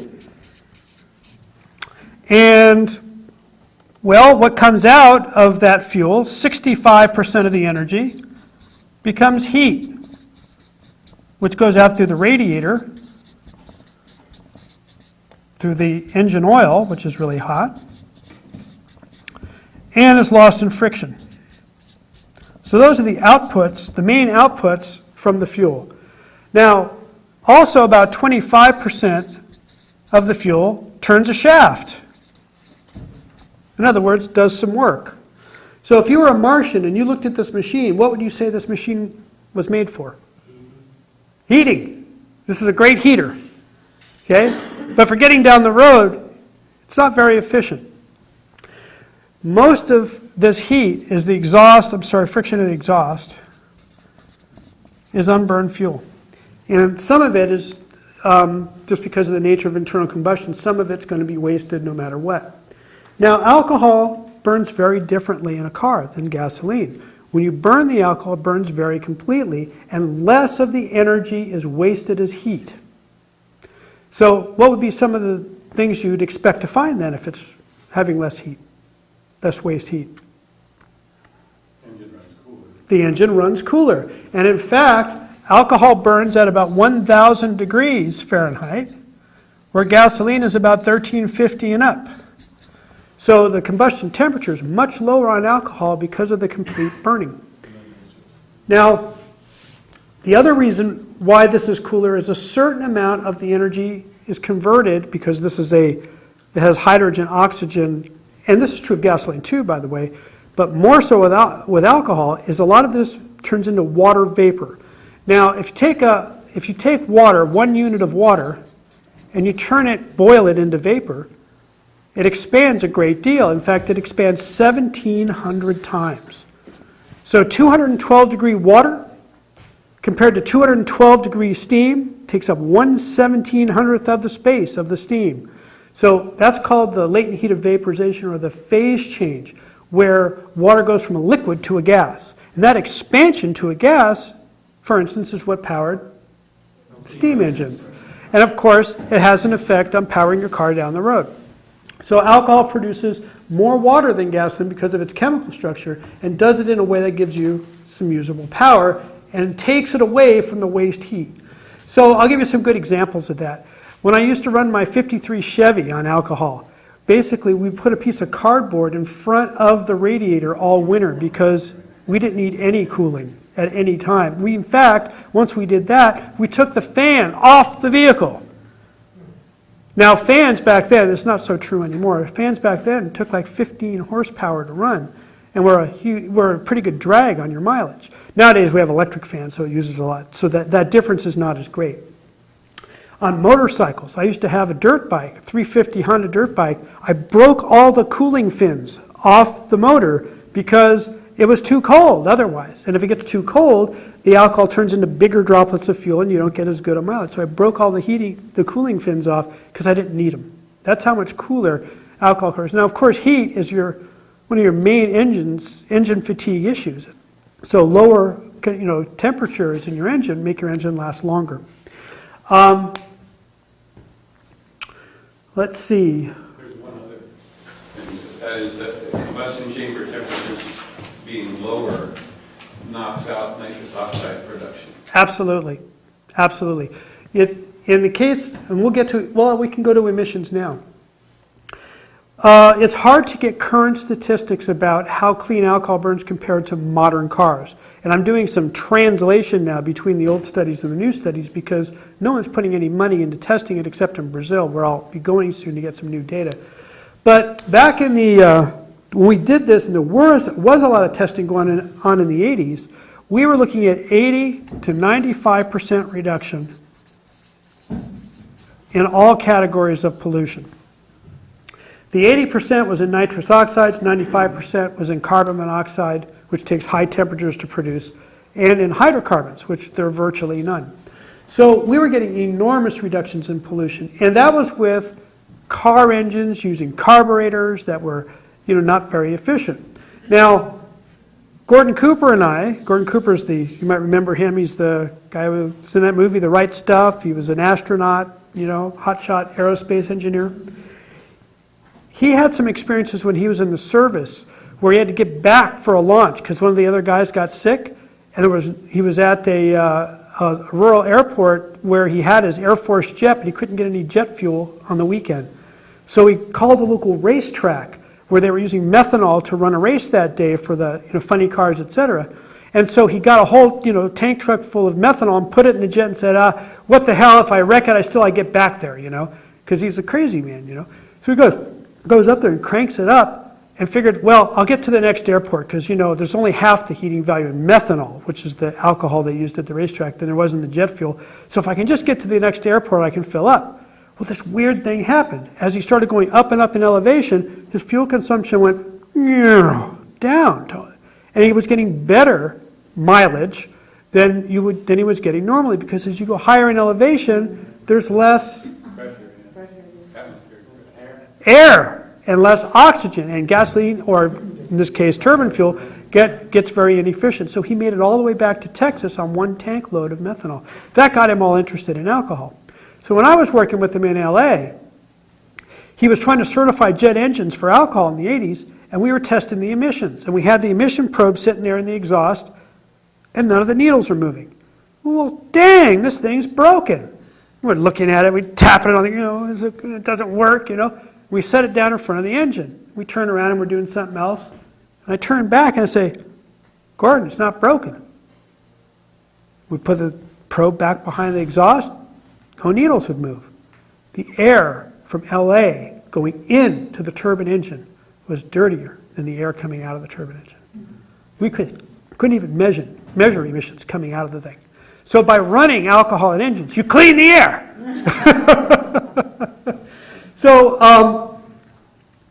And now you can see why. Because the lower temperature, especially with nitrous oxides, are strictly a product of high temperature. The more efficient burning. So instead of getting 25% of your fuel as work, several DOE studies showed, reliable, not laboratory, but in-field results of 38% efficiency, which is just really unheard of in internal combustion engines normally. And the way that was attained in this case was going further than the basic conversion. Alcohol is 106 octane. So this means it resists pinging. And some of you here are old enough to remember cars that pinged. Anybody remember pinging? You'd go up a hill and all of a sudden, tap, tap, tap, tap, tap, tap, tap, Well, Well, actually, most cars nowadays have a ping sensor, listens for inaudible pinging and adjusts the timing. So, it's not so common anymore. But back then, if you had cheap fuel, low octane fuel, you'd get pinging.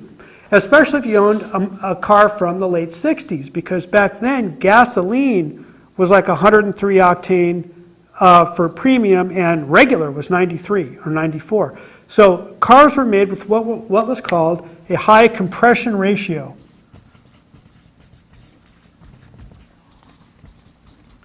Now, a compression ratio, if you're looking at the inside of a cylinder of a car, looking at a cutaway of the cylinder, and you've got the piston down here with a connecting rod, and the piston goes up and down in the cylinder. The difference between when the piston is all the way down and when it's all the way up, the distance in that space is the compression ratio. So a lot of cars, especially in the bad old days of the early 80s, had like a 7 or 8 to 1 compression ratio, meaning that the amount of volume in the cylinder would be reduced to 1/8 of its volume when the piston went up. Now, if you went much higher than that, you got pinging or pre-ignition. Pre-ignition happens when you start squeezing the fuel, and of course there's the same amount of energy in the fuel, but the temperature goes up because you're compressing the energy in that atmosphere to a smaller space. Think about this room. Okay, it's like 80 degrees in here now, 75 degrees.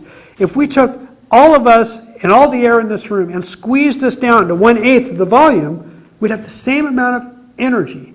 But now it's in a smaller space, the temperature climbs. So it might be hundreds of degrees. So in this case, you reach a point at which the fuel will explode on its own. And if it does that before the spark plug fires, that's pinging or pre-ignition. So that was really damaging to the engine because you get a shock wave going in 2 directions at once, and you could cause holes in the piston, etc.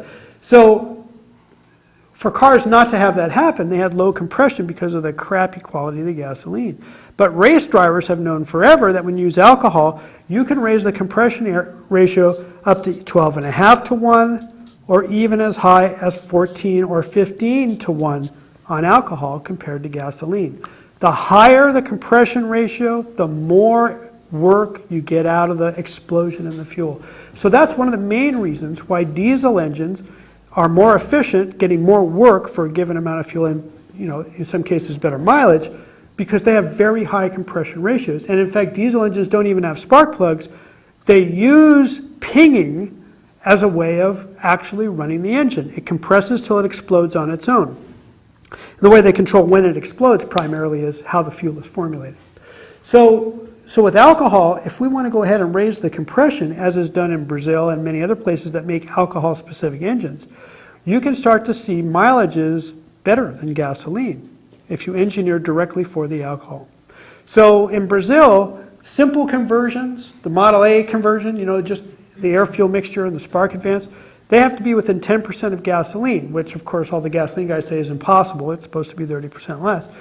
But quite often they exceed gasoline's requirements when they use off the assembly line high compression alcohol engines in Brazil. Because in Brazil, they actually make engines specifically designed for alcohol. And the reason why they're able to do that, or were able to get that to happen in Brazil, is because they weren't a democracy when it happened. You see, the government of Brazil in the 70s was getting hit with really high prices for oil. And they said, well, we're going to go back to where we were just 20 years ago before World War II, 30 years ago before World War II, we're going to go ahead and start doing alcohol again. They went to the car companies and said, okay, you need to start making cars off the assembly line that are designed for alcohol. And the car companies all said, oh no, we'd have to retool everything, it's far too complex, you Brazilians don't know what you're talking about, you need to talk to us engineers. And the military dictators of Brazil said, read our lips. You want to sell cars here? They got to run on alcohol. I'll be darned if 3 months later they weren't making alcohol cars right off the assembly line for the same price as gasoline cars. No, I'm sorry, who's they? The auto companies. In the United States? Brazil. This is all in Brazil. Okay. But what auto companies are they? Ford, GM, Chrysler, Toyota, all the same ones. Multinational companies with their offices in Brazil are right now able to, so that technology could pop right over here without any problem at all if they wanted it to. It took, like I say, less than 3 months to put them off the assembly line. The government of Brazil, for the first time in 20 years, is going to let an American tour their program. They like what we're doing. So we're going to go down and document a whole enormous country that has to get rid of 100,000 barrels of oil a day, gasoline a day, because they're stuck with it, as they put it. They don't have a use for it. After they make everything else out of oil, this toxic waste product they sell to others because they are energy self-sufficient. And they've got a president there now, Lula, who is taking the alcohol program and bringing it back up to where it was early on. In the 80s and early 90s, Brazil was 80% running on alcohol. Now they're down to 1/4 of the vehicles run on alcohol because of drop in oil prices and oil company corruption with some of the past governments. But Lula is cranking the program right back up with the goal of not only making Brazil completely energy self-sufficient, but they're already exporting alcohol to Argentina, they're exporting alcohol to China, because China's figured out that we're not going to let them have any of that Caspian oil. And they're bypassing oil. They're going right to alcohol. They have the biggest alcohol plants in the world right now in China. The 2008 Olympics are going to be run on alcohol in China to show the rest of the world that oil is not king. Okay. But I'll tell you, cars right now are coming off our assembly lines in the United States able to run on alcohol. But I'm going to save that for a little bit. We'll get there. So you can convert a vehicle to do this. It costs some money to rebuild your engine to do this kind of thing. It could even cost $3,000 to $4,000 to make a high compression engine. But you would get much better mileage over the life of the vehicle. If you do that, you also get a tax credit, depending on the size of the vehicle, of up to $5,000 for converting your engine to alcohol. And the usual credit is $2,000 for, say, a large pickup truck. It would be $5,000. So you actually get back quite a bit of the money you would spend on conversion as a deduction. Sorry, it used to be a credit, now it's a deduction. So so that you get some of that back. But to do the simple conversion that we're talking about, which is changing the air-fuel mixture and the tuning and a few other little, like heating the fuel and a few other things like that, you can do that easily for $1,500 or less. I have a question about a car that would run on alcohol in environments like somewhere in Alaska. Good question. Compared to California. Real good question. And it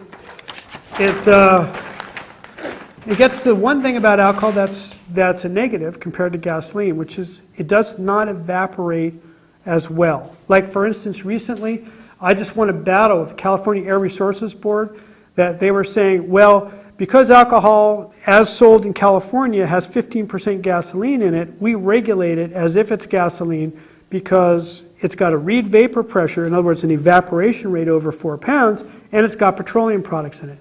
So I wrote back to them and said, well, I'm going to run alcohol, and instead of gasoline being mixed with it, I'm going to mix 5% ether with it, which is made from alcohol. Ethyl ether is made from alcohol. So you can't regulate me. They sputtered and popped and wrote back to me and said, we can't regulate you. So that's a non-petroleum, completely non-petroleum fuel that will evaporate well enough to run in Alaska.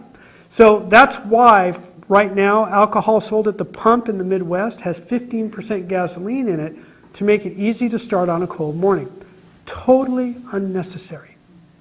What you need to do is, to get the car started on alcohol, is provide for cold weather. So we've done that in a lot of different ways on the funky scale back in the 1980s. We would have a little lawnmower tank under the hood, a little pump to a push button on the dashboard, and a little squirter on the top of the air-fuel mixture, right on the top of the carburetor, and we'd give a little push and it would give us a little squirt of, usually gasoline because it was cheap, and that would start the car. So anything that starts the car, it'll continue to run on alcohol just fine. So you need a little bit of something volatile to start the car. The other thing you can do, and we did this in the 80s also, is we drilled a hole in the body of the carburetor and we put in basically a diesel glow plug. Now this is, in diesels, to get them started on cold mornings, you got to have a hot place where the mixture coming up will ignite.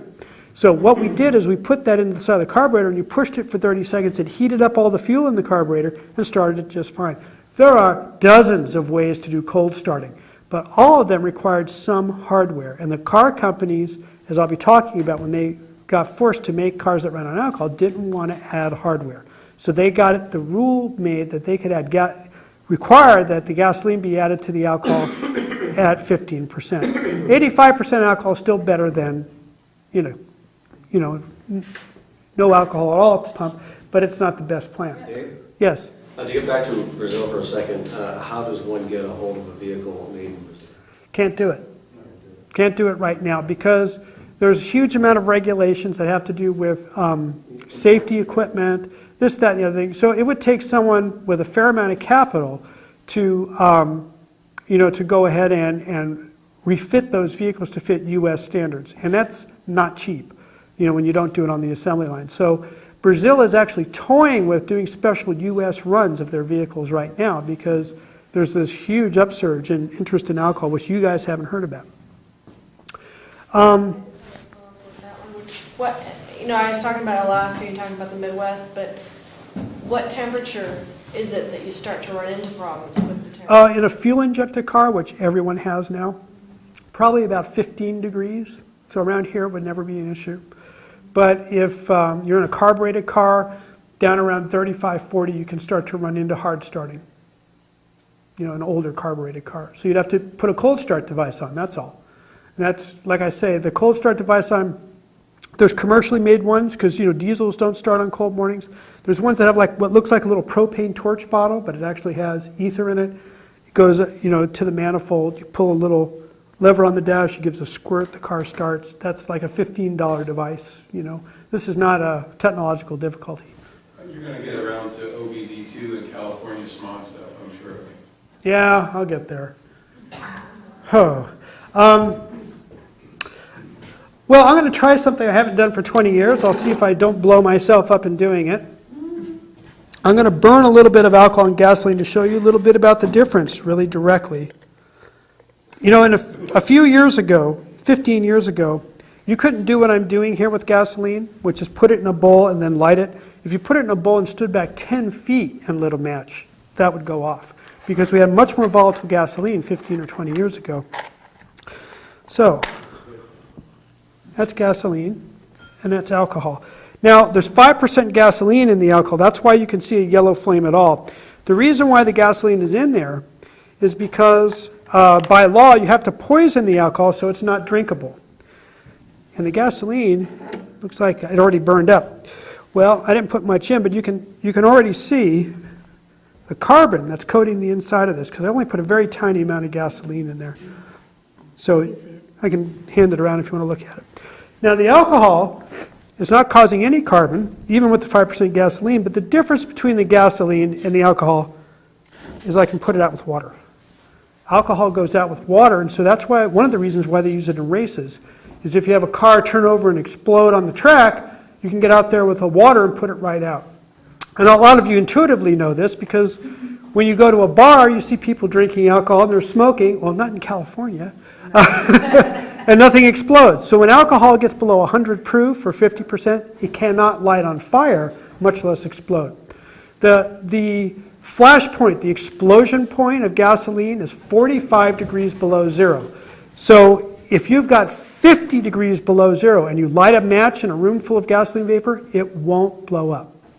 But if it's over 45 degrees below zero, like 30 degrees below zero, no more room, okay? With alcohol, alcohol's flash point is close to 80 degrees Fahrenheit. In other words, room temperature, you know, and that's only pure alcohol, and alcohol has different characteristics in its vapor spread, so you have to really work to get that to explode. Gasoline, it'll leave a container, it'll creep along the floor till it finds a pilot light, and will light and explode all the way back. Alcohol is lighter than air when it evaporates, so you have to fill the whole room to the right fuel-air mixture to get an explosion. It's really safe compared to gasoline.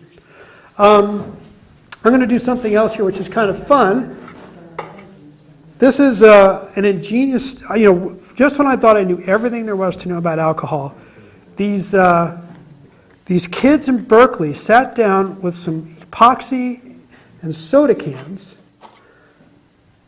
and made an alcohol stove that works really well. I just thought this was so ingenious.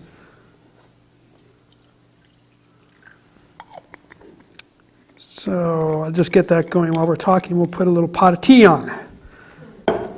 But What else did you use to poison it besides gasoline? ether works really well.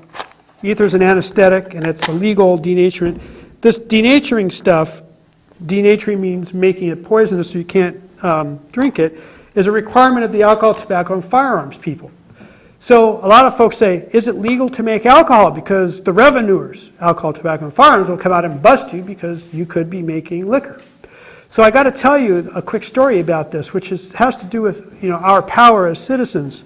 Lance Crombie was this interesting farmer up there in Minnesota, and he started making alcohol with a little tiny still, and the ATF came in and busted him and took his still away and said, nobody can make alcohol. Now you got to realize, back in the 80s, you couldn't even make beer and wine legally. There were no microbrews, none of that existed yet. You couldn't even make your own beer or wine. The government bureaucracy was so rabid about the subject. Well, we took Lance's story, and I made a still, so did several other people, and we wrote about it in a couple of magazines because we found out that there was an experimental permit down at Alcohol, Tobacco, and Firearms that the big distilleries would fill out when they didn't want to do the whole 250-page permit, just to do something experimental. So we said, there's an experimental permit. We can all apply for it. There's no reason why we can't. So we went ahead and applied for it and built a still, and we said, come and get us. And they said, we can't. The permit's legal. So we told everybody, but we want you to go through this extensive procedure and get a bond and this and that. And we said, we're not going to do it.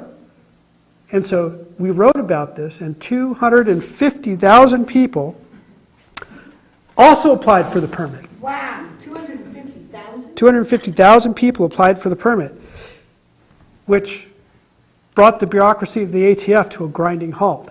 And they realized that if they were going to have any idea who was making alcohol, they were going to have to make it free and easy, or nobody would fill out the permit.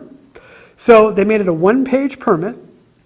I think it's still free, and you can make 10,000 gallons of fuel a year. But of course, you're supposed to put something in it to poison it, so that you can't drink it. And I'm sure you'll all do that if you make your own alcohol. We can trust you to do that. Now, car stuff. Back when I first wrote this book, cars had these quaint devices called carburetors, which were, really a Rube Goldberg device to mix air and fuel. It had all these wonderful different circuits that handled what happened at an idle, what happened when you started to accelerate, what happened when it was really running, what happens when you slow down, and all these mechanical controls or vacuum operated controls made a carburetor work. It was a fairly complex little device, but it was understandable. You could take it apart in those days and you could really see all the parts. And what we had to do, for instance, to make them run on alcohol is we'd have to drill out a couple of holes here and there where the fuel went through to make sure a little more fuel went through, and stuff like that. Well, now cars are fuel injected, so carburetors, except in the third world, are kind of a thing of the past.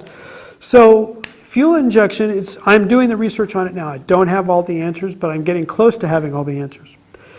What fuel injection has done is imitated everything a carburetor used to do, but it does it electronically. So what happens is, up to 50 or 60 times a second, each fuel injection will open and spray fuel into the engine directly instead of into the air. Actually, right into the valves at the engine. And how long it stays open at each pulse determines how much fuel is being delivered. And this is all done by a set of sensors that sense different engine conditions, and a computer does all this. This is actually very cool. It takes more understanding for a backyard mechanic to be able to handle that stuff, but basically it's a very accurate way of delivering fuel compared to carburetors. Now, it also tends to be resistant to your messing with it, because carburetors were endlessly adjustable and we could play with them in all kinds of ways. But this is America. Other than tax avoidance, cars are like our national sport. So people have worked out the technology to do many more variations in how to handle fuel air mixture and other engine controls with aftermarket devices than we ever had with carburetors. So you now can buy aftermarket computers that allow you to plug in a laptop to this aftermarket computer and have the whole condition of the engine, spark advance that we used to have to do with the distributor, all the engine conditions right there on your laptop.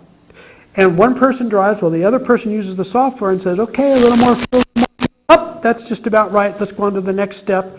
And you, in an hour or two, now have your car running on alcohol pretty darn ideally by using this software and aftermarket computer. So I haven't personally done this yet, which I'm anxious to do this winter, because I've just, done the research and talking to the manufacturers and how it's supposed to work. And they do this for race cars, alcohol race cars, so they've used alcohol, but they haven't done it so much for street cars. They haven't thought about people wanting to do this. But there's no reason why it shouldn't be pretty simple. Now, the OBD2, this is where we get into some more complex stuff. Since '98, there are, is that burning well? Yes. Look at the wonderful flame that's coming out of this alcohol stove now. Okay. So,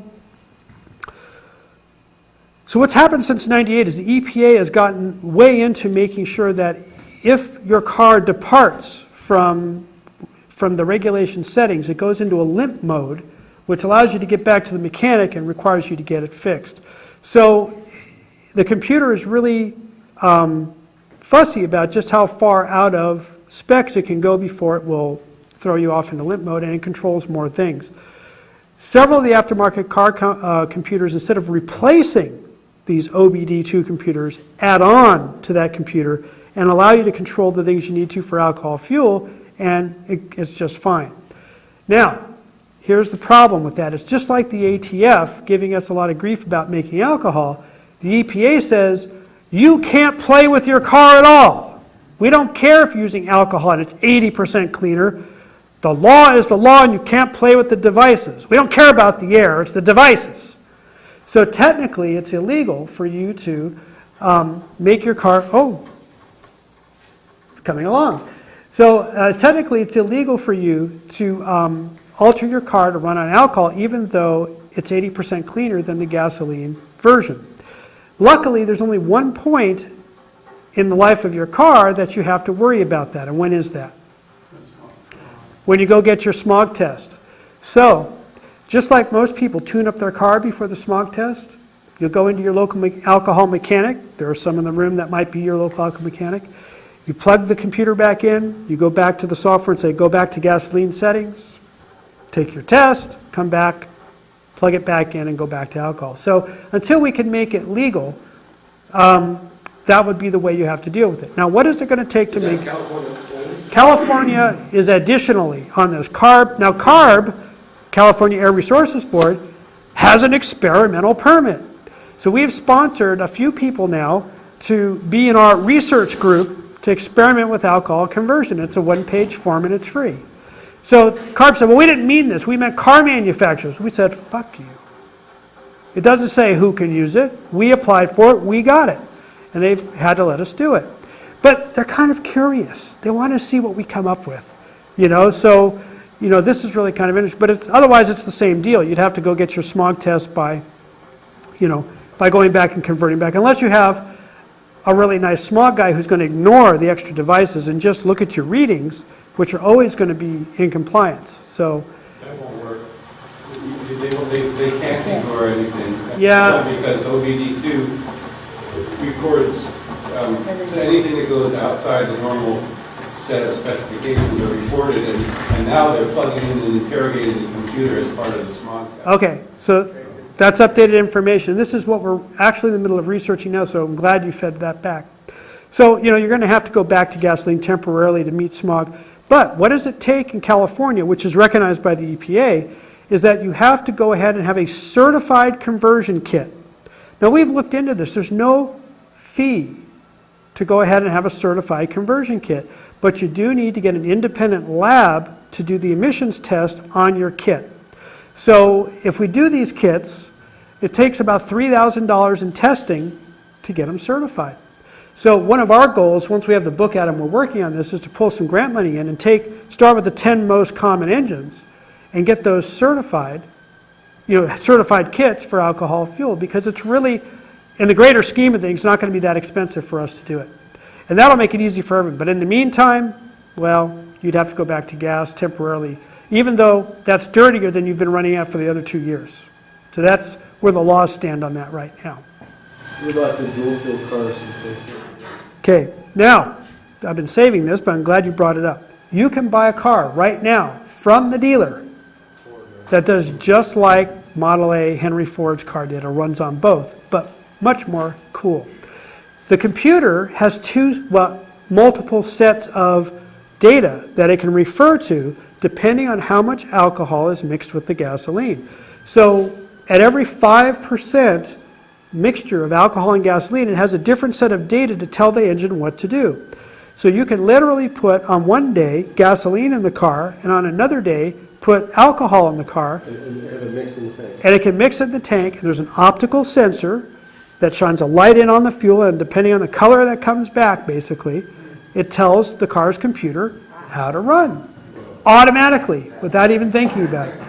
These are called flexible fuel vehicles. You get a $2,000 tax deduction for buying one, and there are many models of many manufacturers that are made this way, and almost all the various SUVs come in a flexible fuel vehicle model. Now you're thinking, that's very progressive of the car companies. It's really good of them to do that work. And they've been doing it for 10 years. You've been able to buy these cars. And you've never heard of it. Most of them are sold to government fleets, which by law, 75% of them have to run dual fuel alcohol. So you can buy those cars. They don't cost any extra over the gasoline version.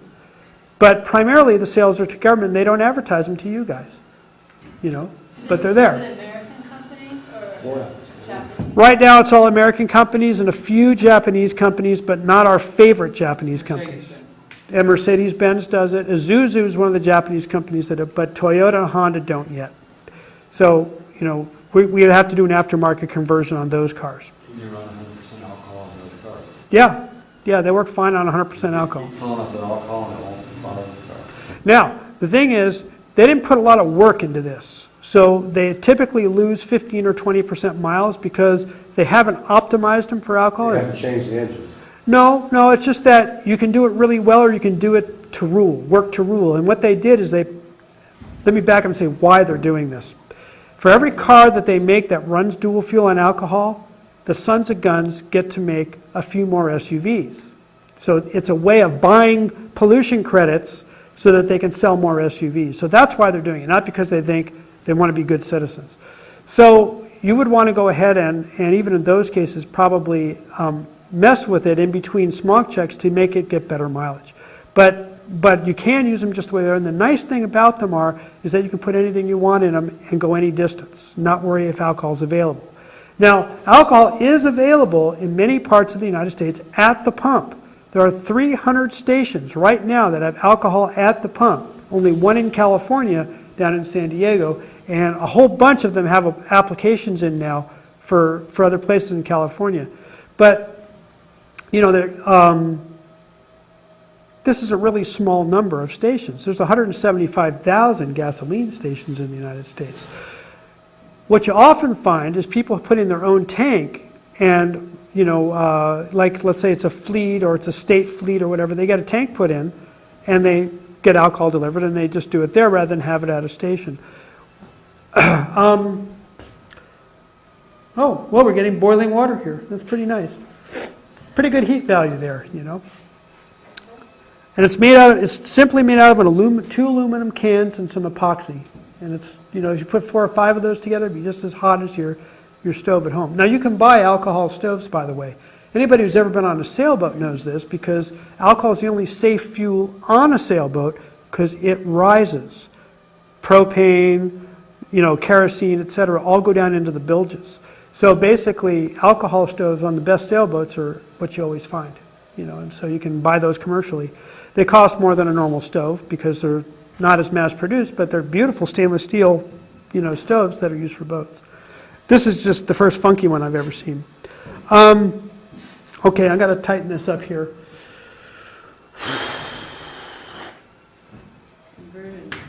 Yeah. Since 1983, pretty much all fuel components in modern automobiles are alcohol tolerant because that's when they started making gasohol. In other words, 10% alcohol with gasoline available all over the United States. So they required all the rubber parts.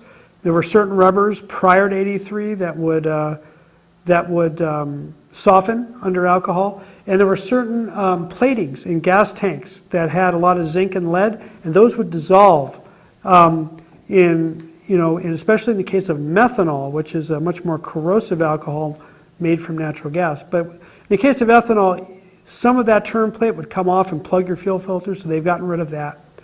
But once it all came off, then you were fine.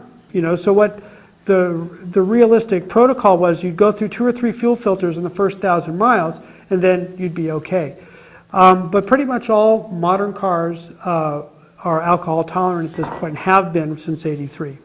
So the stories about how it'll wreck your car are pretty much unfounded. Now, if you make your own alcohol, you can have a high amount of acetic acid in it if you don't neutralize it with lime first before you distill.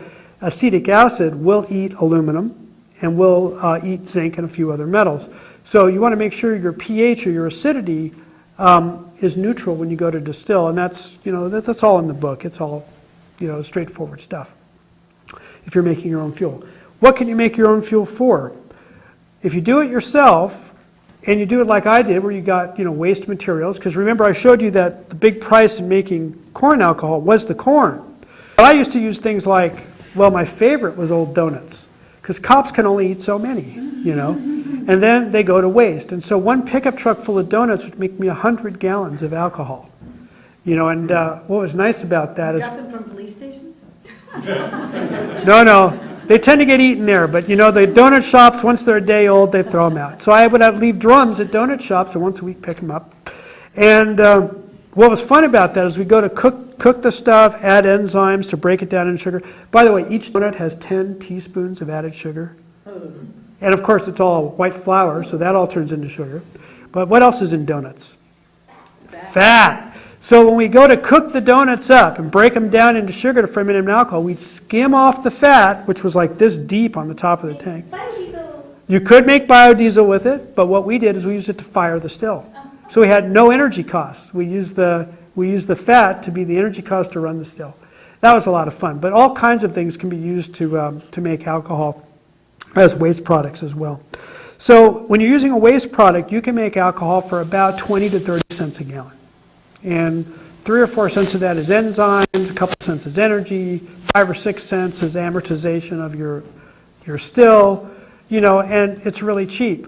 On the commercial scale, huge plants, very expensive, et cetera, using corn, they're making it for 90 cents a gallon wholesale, selling it for that wholesale. So they sell it for between 90 and 10. Now, when we first started this movement back in the 80s, it cost them $2.50 to make the alcohol. Because of the subsidies and the effort put into it, they've reduced that cost down below $1. And the price of corn has pretty much stayed the same over that whole time. Sugar crops tend to be less expensive than starch crops because they don't need enzyme breakdown. They're already sugar. So making it on the small scale, would work pretty well if you have a source of waste material. If you don't have that, then you look for materials that can be delivered. For instance, molasses is a waste product of the sugar industry. You can make alcohol on the small scale for about 80 cents a gallon using molasses. No enzymes needed, whatever. It's really quite simple. You're making rum is what you're doing, Now, it's pretty good to be making it for 40 cents a gallon. That feels, especially when they run it up to $2.35 or something. But that's going to end soon, this low price of gasoline. I'm just going to kind of quick tell you a little bit about peak oil. Back in the 80s, I wrote about all the world predictions for the actual amount of oil we had looked like we would peak around the year 2000. In fact, the Office of Technical Assessment of Congress said the same thing. So we've known this for a long time, but various people would say, oh, no, that's not true. The U.S. Geological Survey would say we have enough oil to 2050 before we peak. And, of course, all the Arab countries reported these large deposits because the larger their deposit, the higher their quota was in OPEC. So we have all these inflated numbers. And only 2 months ago, a Swedish study came out saying that the world supply of oil has been overestimated by 80%. Okay? But that was never a secret to the industry or to people in government. We've known this for a long time. We know this because of M. King Hubbert. He, back in 1956, predicted that the United States would peak in oil production in 1970. And everybody said, you're smoking something. You're crazy. There's no way. We got 100 years worth of oil. Why are you making all this trouble? And he was a petrogeologist. He said, look, I've been looking at all the data, and this is what it's going to be. And they said, yeah. And they dismissed him. In July 1970, the United States peaked in oil production, which meant we no longer could produce as much as we needed. So, in other words, all the wells were running flat out after that point. Now, Hubbert also made a prediction about the world peak of oil. And he said that was going to happen sometime around the year 2000. But remember, he's making these predictions back in the 60s. His student, Kenneth DeFaze, has carried his work forward and has written a book called Hubbert's Peak, which came out a few years ago. And he said, taking the same analysis that Hubbert used and plugging in all the numbers up to current times, that oil would peak, depending on how hot economies were, between sometime mid-2003 and 2006. And now that's been further refined to, he says conservatively, early next year in 2004. It actually has already happened. And you've all watched it happen. A few months ago, OPEC cut back oil production 3%. Not exactly your big slash, but they're about a third of the oil production of the world. So that's 1% of the oil production of the world was off the market. And the price went from $22 a barrel to $28 a barrel, where it more or less sits today. And the reason why the Arabs did that, why OPEC did that, was to see if we had peaked in oil production. Because if we haven't, somebody else would step up production and fill in the 1% that was missing. And no one has.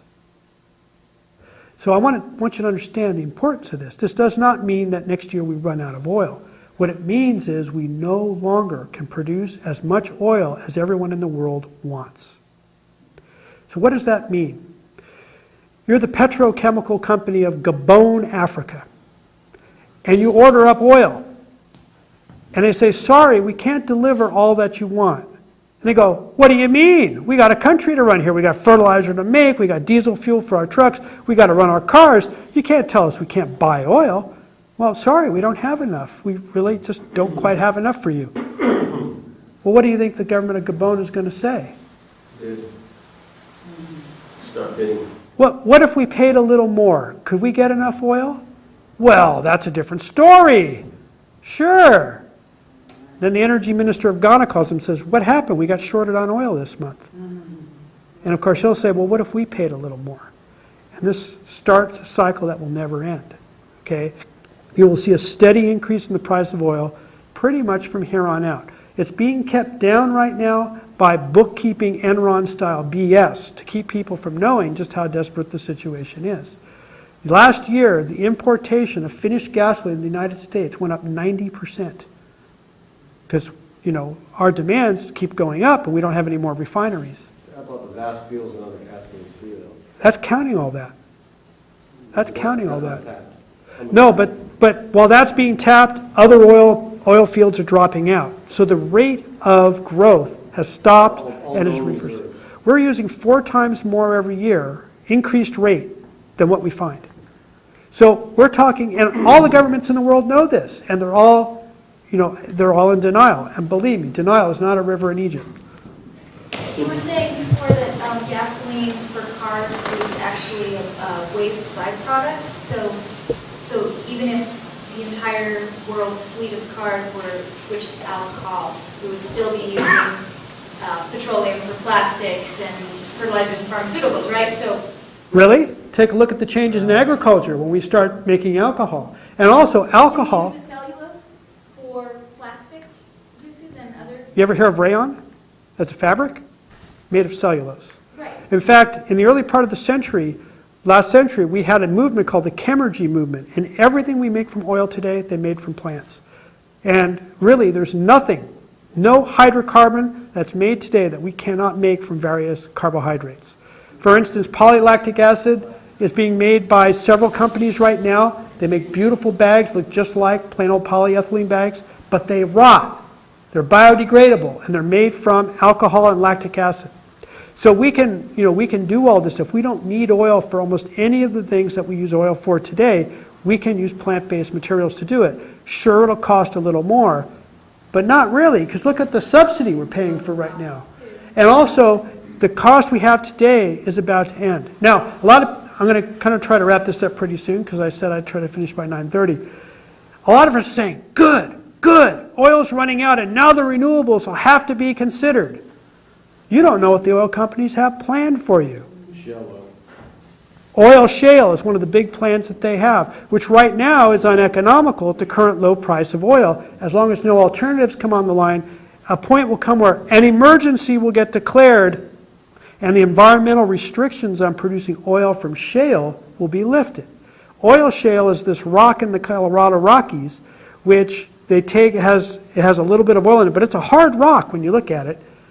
And the way they deal with that is they burn it in caverns underground, and the oily vapors that come off are collected, and from a ton of rock you get 25 gallons of oil.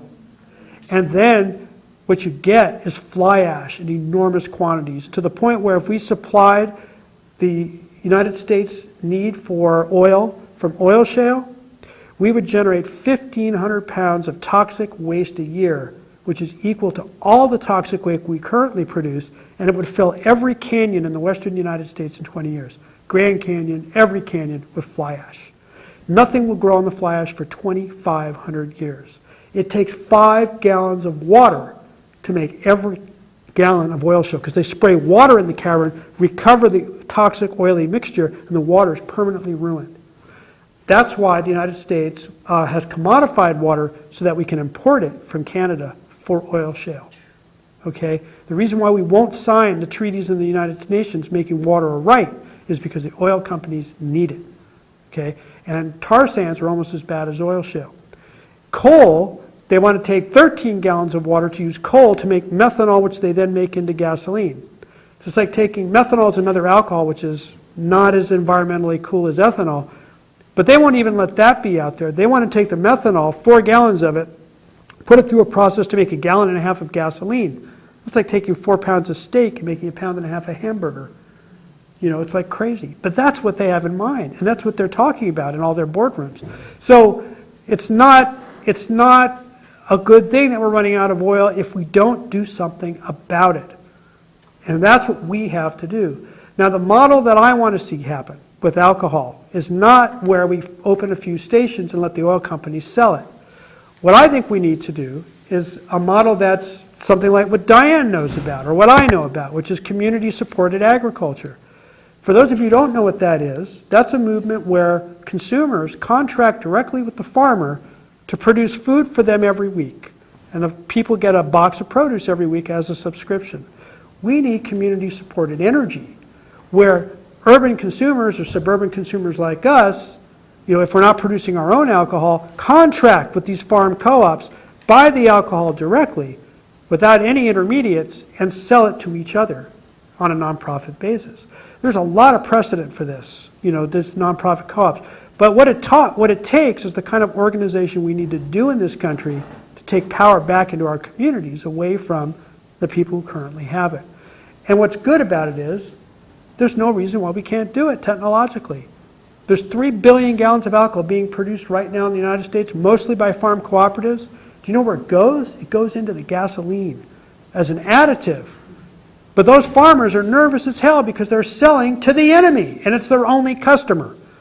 I've talked with farmer groups at these various conferences. They said, if a consumer co-op wanted to buy the alcohol from us, we would love it. Anything to diversify our market so we're not just selling to the oil companies who might cut our throat anytime. So the fuel that you envision being at the pump somewhere in this area would be bought by these farmers in the Midwest. It wouldn't be...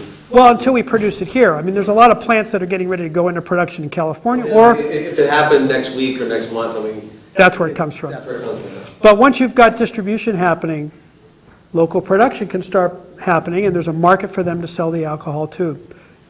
It's the same with the, and use all the other products, the carbon dioxide for food production, the animal feed byproducts to sell to Strauss for milk. In other words, we integrate into the community. Now, there's been studies done back in the 80s, which are still valid today, that if for every 5 billion gallons of alcohol we produce, we would create 1 million jobs, 940,000 jobs. So only producing 15 billion gallons, which is 1/10 of the gasoline we now produce, would recover all the jobs that Bush has destroyed since he took office. And these are permanent jobs because energy never goes away, the need for it. So we're talking about changing like a real fundamental nature of our economy where there's, not only people taking power, spending the money in their communities, because, if Michael's running a co-op and he takes money into the nonprofit and that gets spent on services within the community, that's very different than giving your money to Chevron, who then ships your money out of town to a transnational bank account somewhere. That's constantly draining, the local economy where, respending the money within the community gets respent up to 12 times, creating a lot of local wealth. So there's a lot of reasons why we need to retake our energy, control. But, who of us wants to be responsible for what the oil companies are going to do next to our planet? And so that's, if there's any real reason to do it, that's it. Now, at least currently, you get a tax credit up to 53 cents a gallon, 63 cents if it's a small plant for every gallon you burn in your car. That's a credit, not a deduction. So if you're making the alcohol, or even if you're buying it for $1.10 from the Midwest, you're getting to take 63 cents off your taxes every time you burn a gallon. So you're not even going to necessarily have to pay more to do the environmentally right thing. You end up paying less if you're a taxpayer. And those credits, by the way, you think, oh, the Republicans will get rid of those? They can't. Because if you're in the Midwest and you're a senator or a congressman, you cannot vote against ethanol and expect to survive the next election. So Republicans for 20 years have been trying to get rid of these credits, and they can't do it because they would just lose office. And so they keep getting renewed, and we're going to have those for quite some time. Question? So what I'm trying to say is that alcohol, just like sustainable agriculture, just like a lot of other things that we've been trying to see happen in our world, is a really key organizing place for us to take control back of our communities. Energy is the core of almost everything in our planet. Anything you want to buy is made of capital, labor, and energy. Those three things go into everything. And usually energy is like not an issue. The battle in this world is over capital and labor. But now energy is part of this. And we can really change that by doing that ourselves. So let me tell you how dead set, we have to, what I got to say is this is not going to be easy. This is a battle. So you heard a little bit about my efforts to do this back in the 80s on television. I was young at the time. I was 23. I thought, let's have revolution on television like that was possible, you know. So I did a 10-part series for PBS. 10 half-hour shows on how to make alcohol, how to convert cars, how to, you know, build stills, how to do the whole thing. Wrote that book to go along with it. And I thought we were home free. We were on the air on KQED in San Francisco, scheduled to release the series to 140 stations nationwide. I was at the printer with a check in hand to print 10,000 copies of the book. We had 4,000 orders already from the first 4 segments of the show. I got a call, stop the presses. Well, what's going on? They wouldn't talk to me. So I come back from Oregon, I come back to KQED. After several meetings, it finally comes out that Chevron called up and said, what's wrong? You don't like our money? And basically said, we'll withdraw all of our funding for PBS if you don't cancel this series and cancel the book. Which that was a no-brainer. They just went ahead and did that.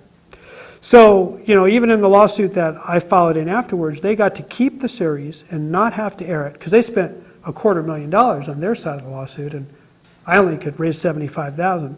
So I got the rights to the book back, and that's it. So they crushed me. I mean, I lost, you know. And they, to this day, in KQED's security vault, my series sits there, and when they go to the Tishman building every year to get their millions from Chevron, there's an oral agreement that says you will not release this series. And for that, we give you a little more money. So I should be happy that they've been extorting Chevron for all these years. But if we would have gotten that series out in 1983, there would have been no Iraq war in 91. There'd be no Iraq war today. There'd be no oil oligarchy running our goddamn government. You know, this would all be very different. So, you know, I'm going to read you a quote from Helen Caldecott. Kind of finish this up. The vision, this is about politicians. Their vision is limited to their meager 2 to 4 year terms of office. The desire for re-election influences all their decisions. I found sadly that a global view of reality and a sense of moral responsibility for humanity's future are very rare among political figures. But if we can't trust our representatives, who can we trust? The answer is simple: no one but ourselves. We must educate ourselves and then move powerfully as individuals, accepting full responsibility for preserving the planet for our descendants. She wrote that back in the 80s. Nothing has changed. You know, it's really always been up to us, you know, to take the action that needs to be taken. Governments are paralyzed at the prospect of oil running out, and they will do whatever the oil companies tell them to do if they think it'll be an easy out, a save, something that, you know, will keep things going the way they are with the least disruption. It's not an option anymore. Oil has peaked. It's going to get to be more and more ugly as time goes on. And it's not an option. We have to do something ourselves. And so that's what the goal of the book is at this point, to get it out there and to get people forming linkages between drivers and producers, the farmers, to take the oil equation completely out of the picture, and for us to deal directly with the people who produce solar energy and go ahead and really change what's going on. And it's really that simple. And there is tremendous effort to make sure you don't know about it. And what I'm trying to do is make sure you do know about it. And now, as they have said in Buddhism, once you have woken from your sleep, you can never go back to sleep quite so soundly. You now all know there is an answer, and it really just takes pushing to make it happen. As little as chipping in and buying a tank and getting alcohol delivered at this point and converting your cars. So this is you haven't heard much about it, but we're making big moves. And getting the public to understand what's going on is what our project's all about. So anyway, that's all I have to say for you tonight. I'd like your support. There's one last thing. One last thing. A lot of people ask me why I wear this hat. And that's because at the end of these talks, I can take it off and I can pass it around to help cover travel costs and stuff.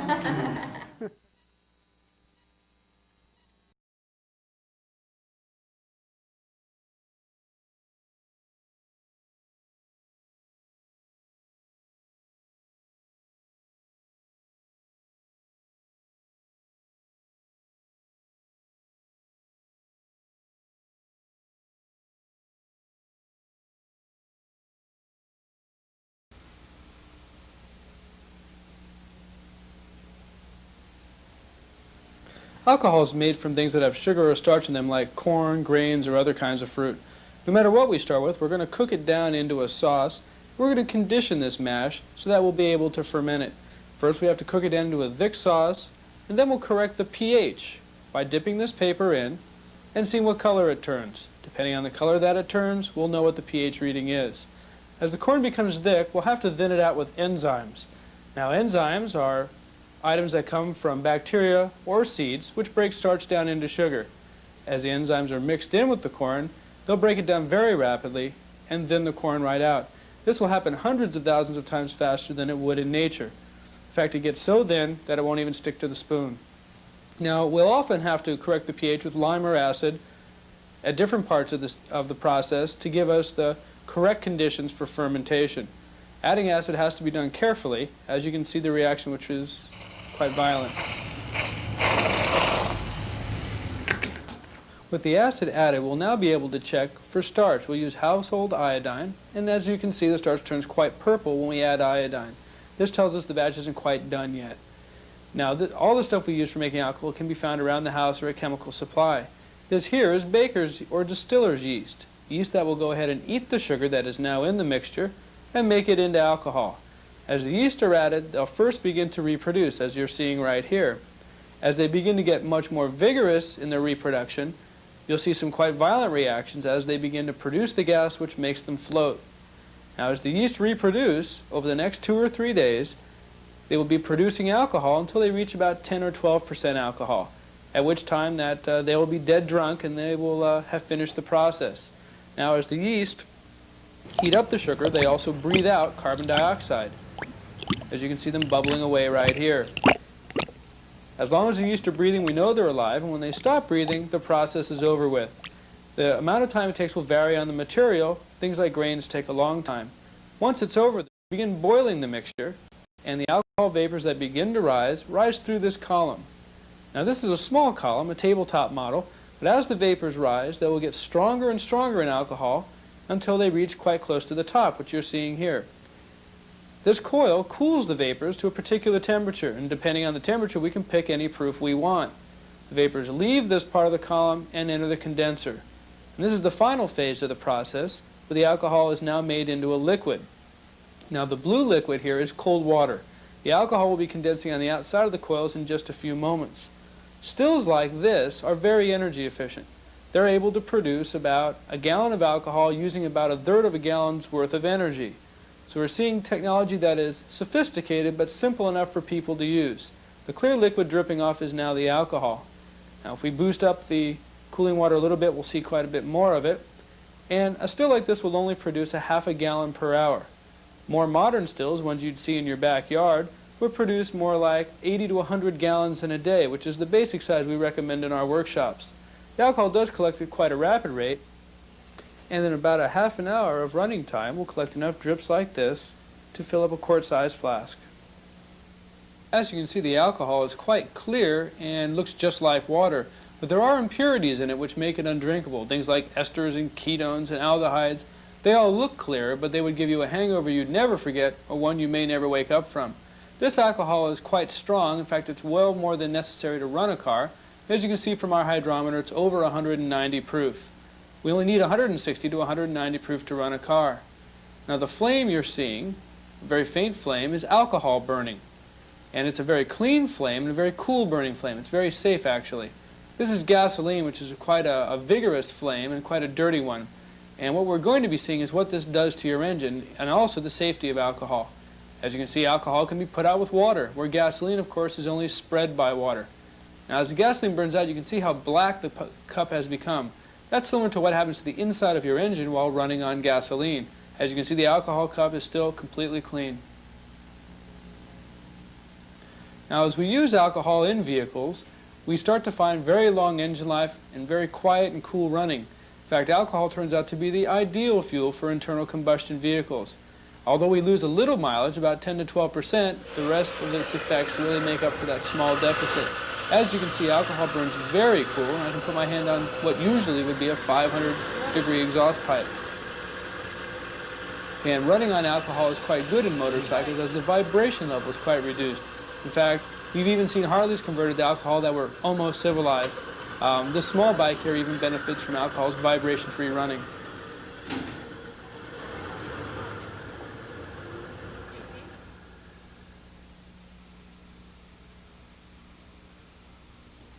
This is my still here, and as you can see, it has nothing to do with the old vision of a copper coil kettle type moonshine still.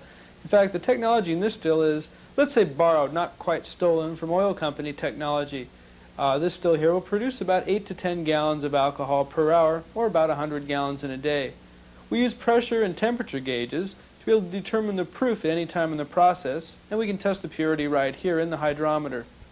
Now, alcohol stills like this are generally fired by wood, and here's the firebox, for instance, on this one. They're also used with natural gas, etc.